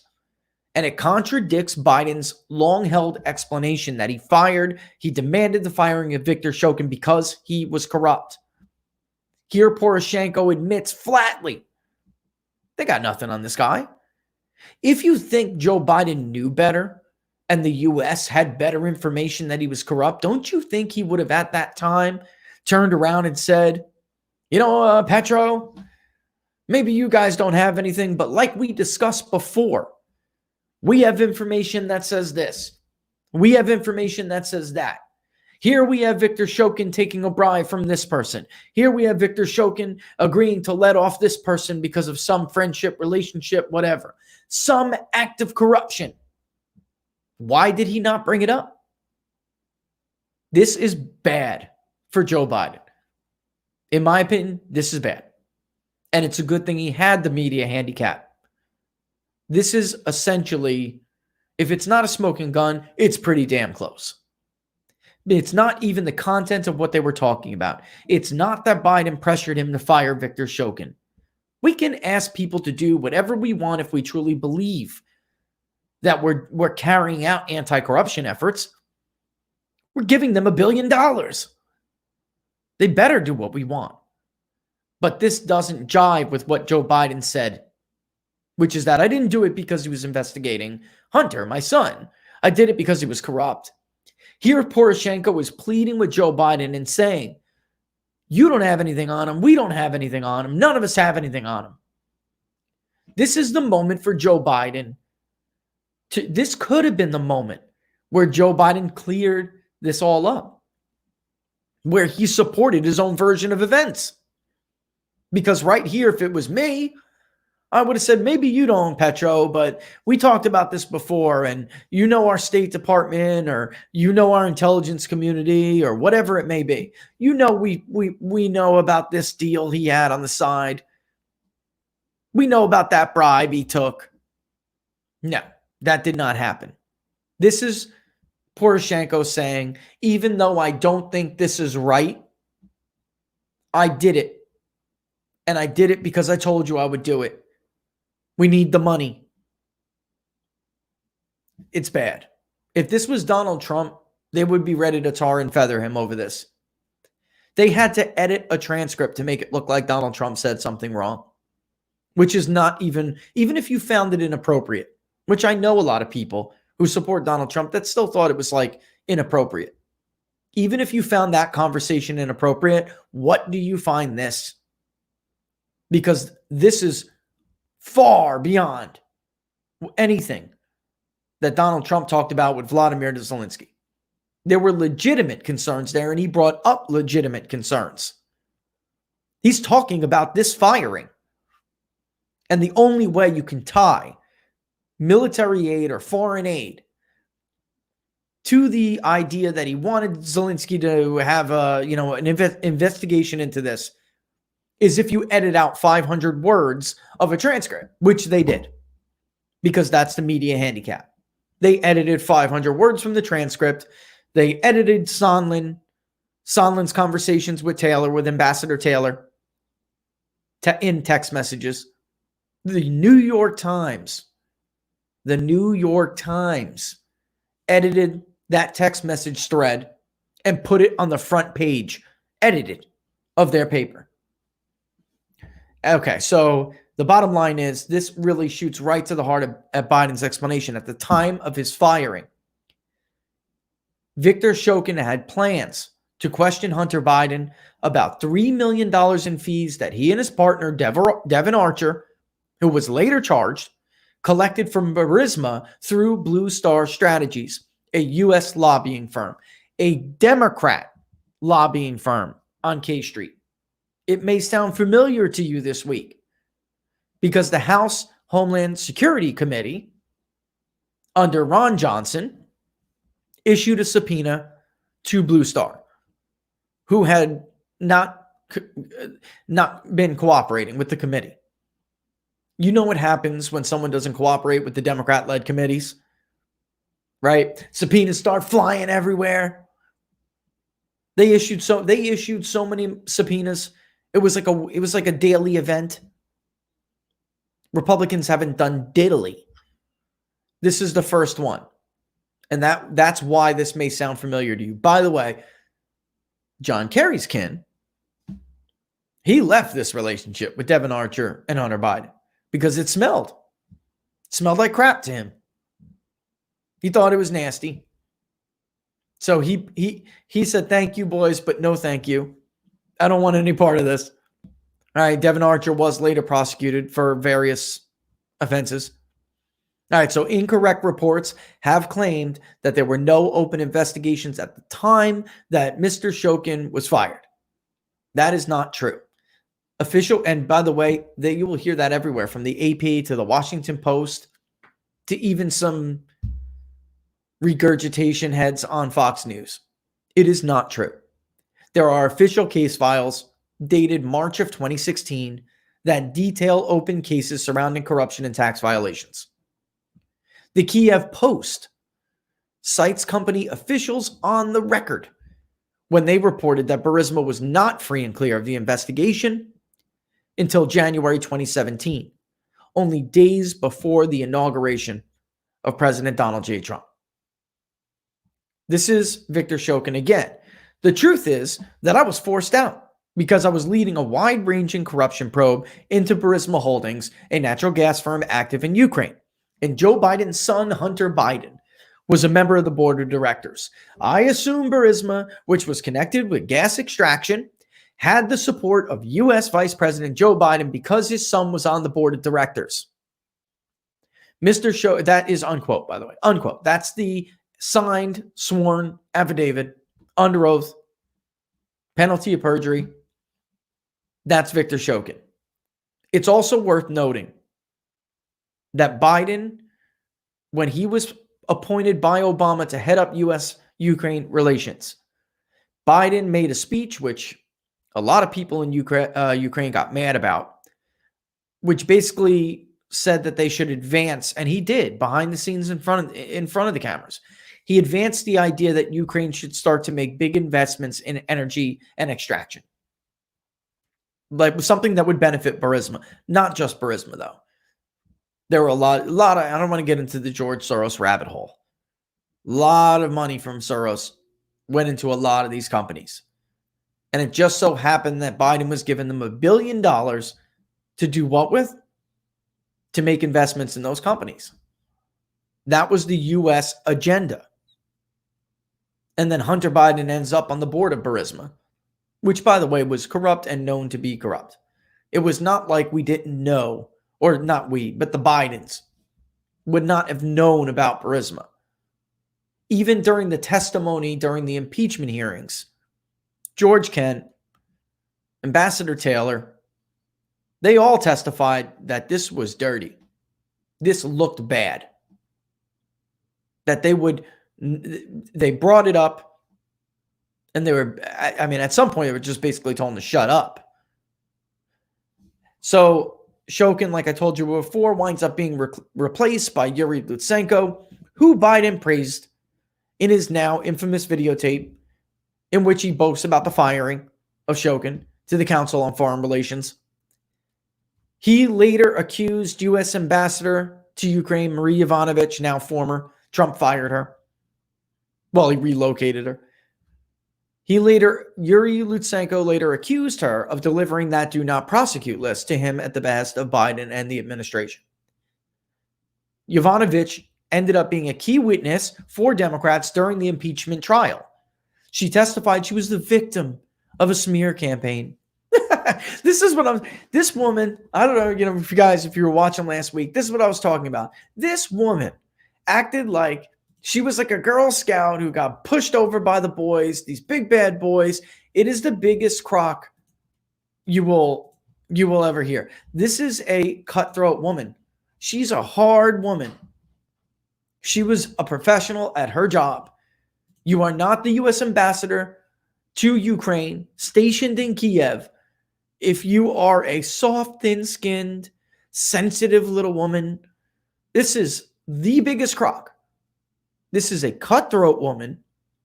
You will talk to people in Ukraine. They will tell you this is one of the most vicious actors in the U.S. Embassy in Kiev. They hated her. I'm talking about the people who ended up being aligned with Vladimir Zelensky, the new president.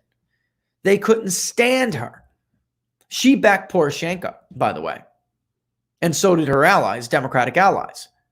They backed Poroshenko and people who followed Poroshenko. They did not back Vladimir Zelensky, who was the anti-corruption candidate. They backed Poroshenko and his regime. That's important to note. They couldn't stand her because, and speaking of speeches, she gave another speech that basically was viewed as a violation of Geneva because ambassadors and emissaries of foreign nations who are stationed in your nations are not allowed to interfere with the domestic politics of that host nation. And she did it all the time. And they hated her for it. And then she did it openly during a speech, which was kind of it was above the top. Over the top is the expression I'm looking for. It was a fly in the face to their, disrespect of their country's sovereignty and independence. All right, but she's a key witness. She testified she was a victim of a smear campaign conducted by Rudy Giuliani and his allies in conservative media. By that, they're talking about John Solomon, largely, and people like Sean Hannity. That's who they were talking about during the impeachment proceedings. Democrats and their media allies have repeatedly referred to the allegation as debunked, talking about the do not fire list. They're claiming Lutsenko was himself corrupt and had recanted that allegation. That's not true. I'm not going to try to butcher her name, but it's the press secretary for Lutsenko. She released a statement disputing only that there was a written list and cited translation challenges for the confusion. So basically what she came out and said is that it wasn't an actual physical list. Like, he didn't hand me a list with 10 or 12 names on it. She came in and she said, Obama and Biden say, drop these cases. That's what he claims happened. She did not dispute the central allegation, which is that Ms. Jovanovic cited 13 names that the Obama administration did not want prosecuted. It consisted of former officials who were loyal to the Poroshenko government and Valeria, the former, I'm just going to tell you, the corrupt former head of the National Bank of Ukraine. Some of these names, folks, are just, I don't speak Ukrainian either. So I wouldn't expect Burisma Holdings to hire me to be on the board of their company because I'm not an expert in Ukraine energy. Late last month, as a little tidbit here, late last month, district court judge in Kiev ordered the country's law enforcement services to formally list Mr. Shokan, Viktor Shokan, the fired former prosecutor general, as a victim of an alleged crime conducted by Joe Biden, former Vice President Joe Biden. Before this, the document stated that Viktor Shokan was the victim of an alleged crime committed by a U.S. citizen. That's what it said. But this judge came out, this judge in Kiev, and he said, no, name him. And by the way, this ruling is not appealable. It cannot be appealed. So far, these people, because there are still a ton of people loyal to the old government. Just because Vladimir Zelensky was elected does not mean he was going to ride in there on a donkey and start cleaning up Kiev. The place is dirty. It's corrupt. He has a lot of people around him that are corrupt. There are tons of people in the government who are corrupt. And just like when our Supreme Court rules that a district judge does not have the power to solicit third-party amici, you get a hack judge like Judge Emmett Sullivan to ignore that ruling that wasn't even 7 days old and do what he did in the case against Michael Flynn. Just like that, these people still have not completely carried out this judge's order, which is to remove U.S. person or U.S. citizen and replace it with the name of the person, who is former Vice President Joseph R. Biden. And by the way, Ardeman, who used to be the head of the the NABU, which is the National Anti-Corruption Bureau of Ukraine, during the impeachment trial, Adam Schiff and others kept saying that there was no evidence. This is a conspiracy theory that the Democrats and Ukrainian officials interfered on behalf of the Democratic Party and Hillary Clinton in the 2016 election. He is not the head of NABU anymore because a court ruled that he interfered, which is a felony like a felony. And that, along with several other crimes, is why he is not the head of NABU anymore. Yet because of the media because they handicapped the story, like they handicapped Russia, this is all tied in. When you hear some people say, like Devin Nunes, that Ukraine really is Russia collusion 2.0. He's absolutely right. because some of the things from some of the narratives and the central accusations and claims to Russia collusion, they don't really make sense if you start to learn what happened in Ukraine. They don't really make sense. So everything has to be disputed and handicapped for them. Like the idea that there was not an open case when Viktor Shokan was fired. There was absolutely an open case, which had to do, and it says right on it, they are official files, that it's about corruption and tax violations. Even the Kiev Post reported it. But here in America, U.S. corporate media handicaps it for their preferred party. And just like there was never any evidence of corruption, of collusion, they're claiming there was. They did for almost 3 years. They claimed they had Susan Rice and the rest of them, and Adam Schiff and James Clapper and John Brennan, all go out and claim that there was intelligence. Adam Schiff said he did have evidence. It was a dogma, an unchallenged truth, that CrowdStrike took that material off the DNC server. That's not what Sean Henry told House investigators under oath. But that is the media handicap. That's it right there. And here he is. Just because I had to repeat myself yesterday on Twitter, just because I had to, let's go back and do this again. And in this case, the data I'm assuming you're referring to about is the email, as well as everything else they may have been trying to take. And Sean Henry, the president of CrowdStrike, says there were files related to opposition research that have been conducted. And Stewart fires back, okay, but what about the emails that everyone is so, knowledgeable of? Were there also indicators that they were prepared, but not evidence that they were actually exfiltrated, meaning removed from the server? And he responded, there is not evidence that they were actually exfiltrated. There's circumstantial evidence, he goes on to say. And as we all know, and I can leave that up there for those who don't believe me, he really insults our intelligence and the intelligence of the investigators. And he wants us to believe that somehow they could do something like take a screenshot of, the material that they had hacked into.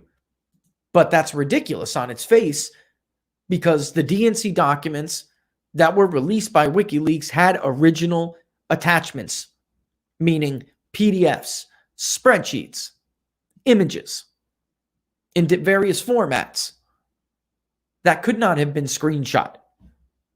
Even if somebody had a photographic memory, you wouldn't be able to remember all of that. All right. I'm going to bring it back because you guys, you got like an advocate over there.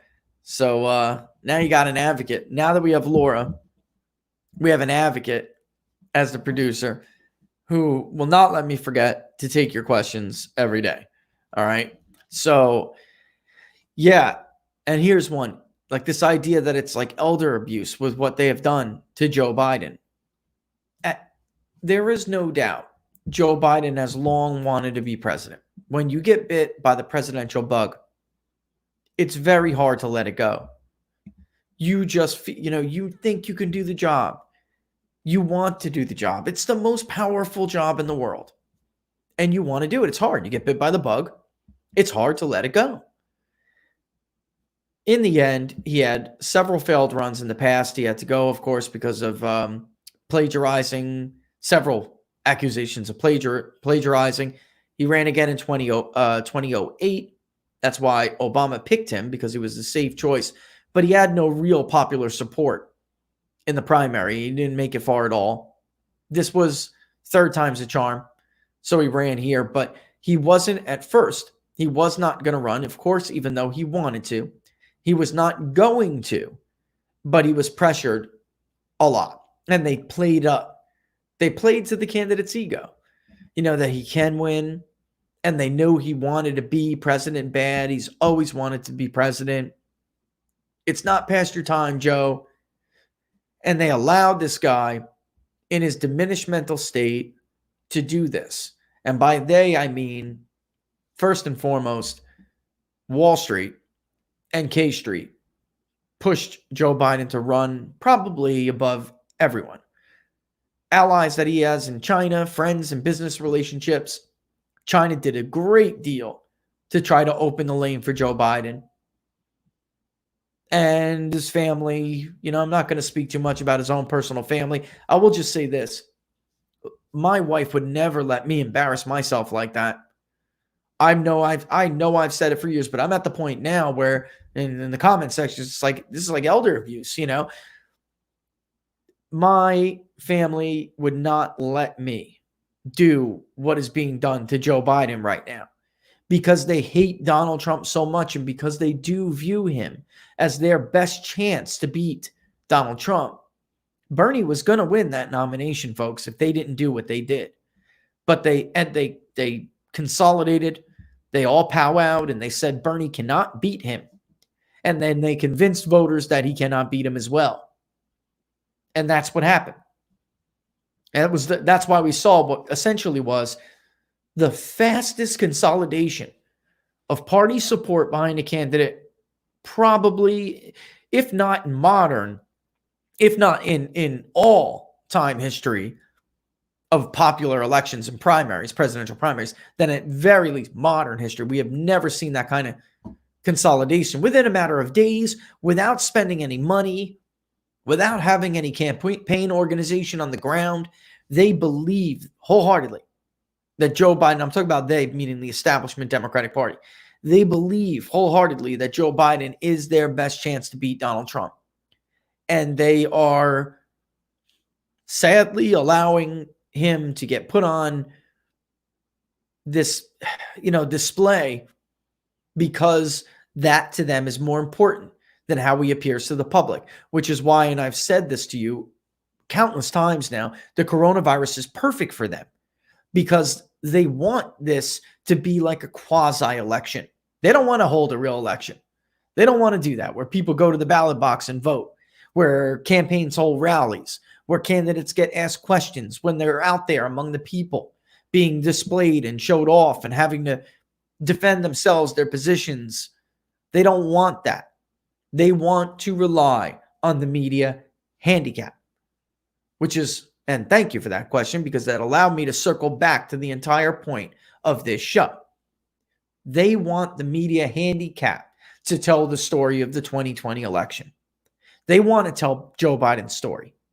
They want to tell voters who he is, what the country will look like if he is elected and he defeats Donald Trump.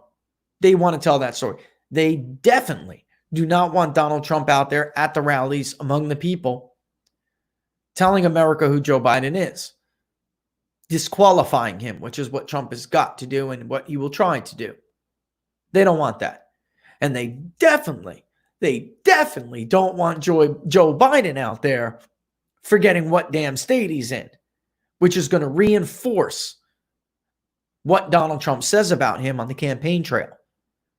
So they're going to use the coronavirus to hold what is some kind of crazy quasi-election where there are no conventions, there are no 45-minute to hour speeches Joe Biden has to remember and prepare for. That's not possible. He can't even recite the first line on the Declaration of Independence. Don't you know? You know the thing. He's going to get up there on stage and he's going to go, and I am running for, I humbly accept your nomination for the U.S. Senate. Like he did before South Carolina, when he abandoned New Hampshire and went to South Carolina a week early. If you like what you see and you give me a look, I'm Joe Biden. I'm running for the U.S. Senate. That's why they love the coronavirus, man. They love it, folks. They get a death count like they can get against, like they had against Bush. That's awesome for them. CNN can put up their little death count. It'll go right about here in the screen. It'll go right there, And there will be no debates. That's great for them, man.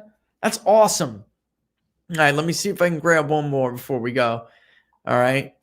And since I get yelled at in my ear, buyer, why don't you grab some good ones while I'm doing it? Throw it in here, But Yeah, guys, crack them out there again. If I have to, so I don't have to read the whole thing. If you have them, then I will put it up. Yeah, look, whether you like Donald Trump or not, he is one of the best candidates in our lifetime, just like Barack Obama, whether you like him or not, was a fantastic candidate.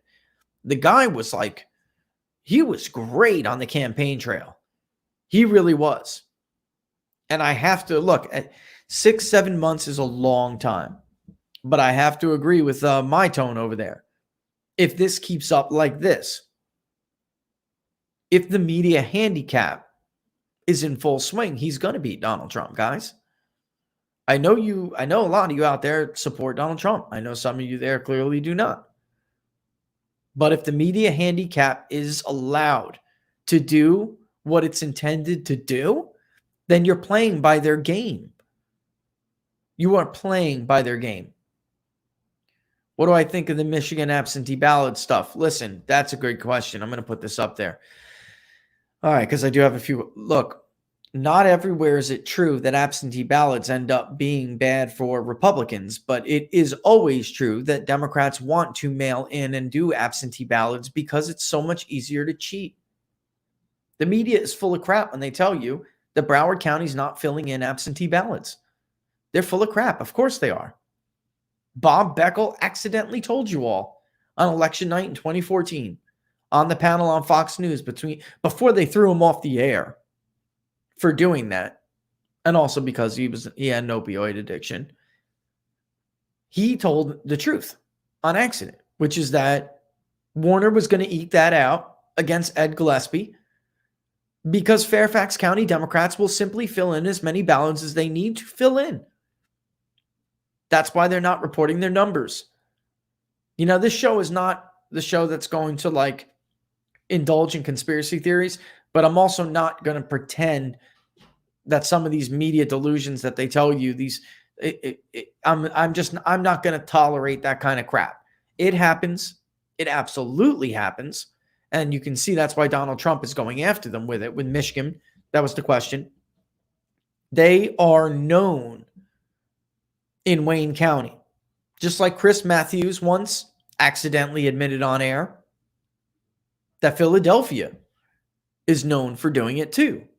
That's why you'll get voter turnout. It's over 100%. They'll not only fill in absentee ballots if they need to. It's not just absentee, because in Pennsylvania for a long time that wasn't even allowed, but they'll fill in ballots of people who are dead.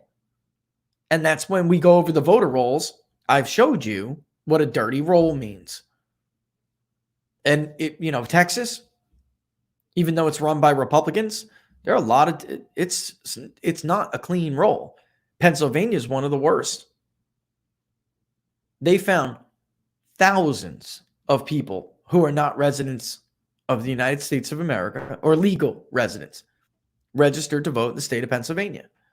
So, of course, they're going to try. That's the whole idea. If they run this quasi-election the way they want to run it, Donald Trump will be playing by their game.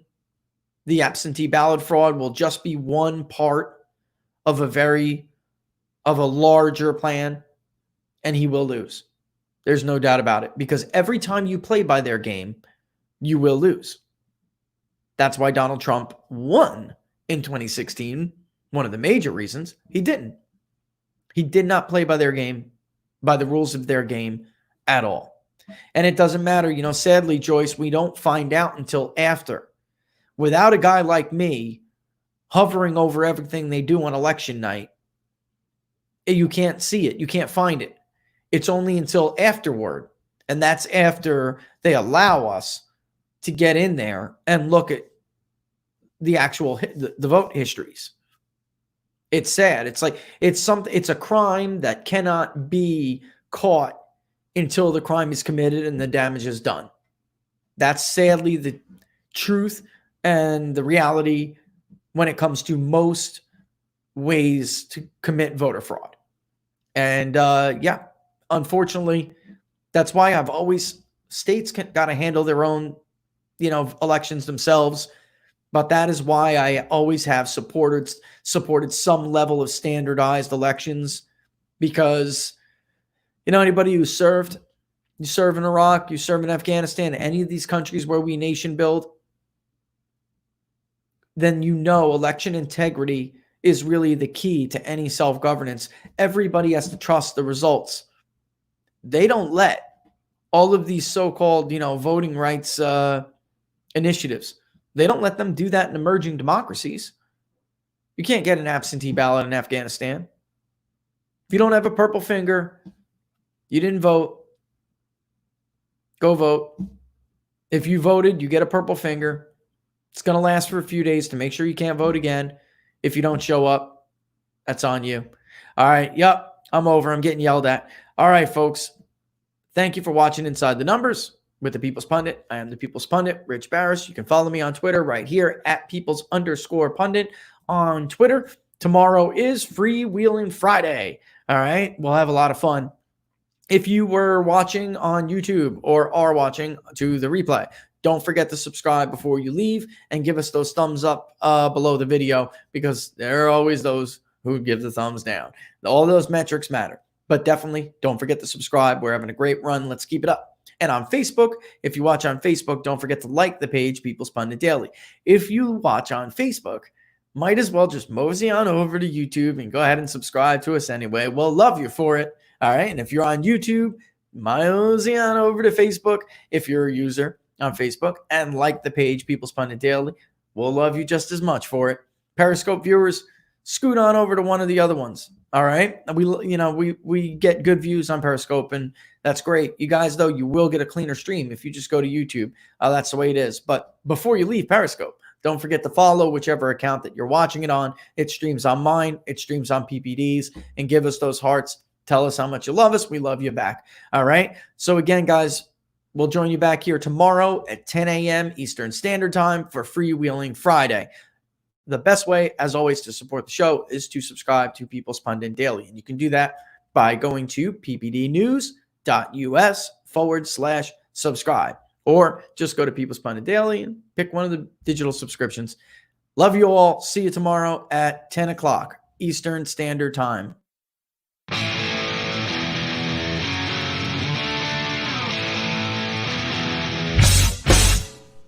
How much you wanna bet that I can get you back inside your head before the summer ends, and spread a little love just for a little fun. I'll make you come back to me before the rise of every sun.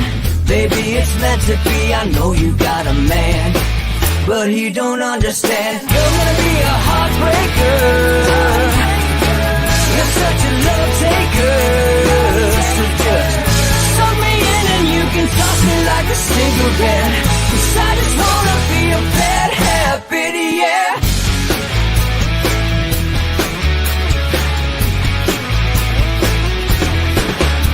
There's rhythm in our love, it's impressive, excessive.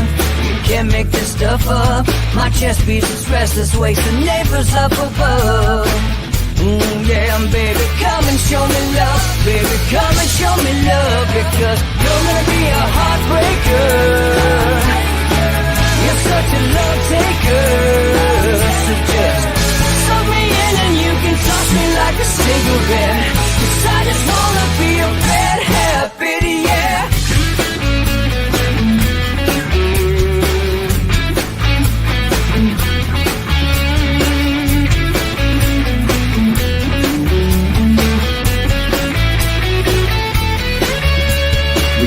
And take a one-way ride, steal us away to find a place we can hide. It wouldn't take much to spear for a knife, just to give into the need and leave it all behind. 'Cause I know that you know that I know that you want me. You told me, now show me, come blow me away. 'Cause I know that you know that I know that you want me. You told me, now show me, come blow me away. You're gonna be a heartbreaker. You're such a love taker. So just suck me in and you can toss me like a cigarette. 'Cause I just wanna be a bad habit, yeah. You're gonna be a heartbreaker. You're such a love taker. So just cigarette.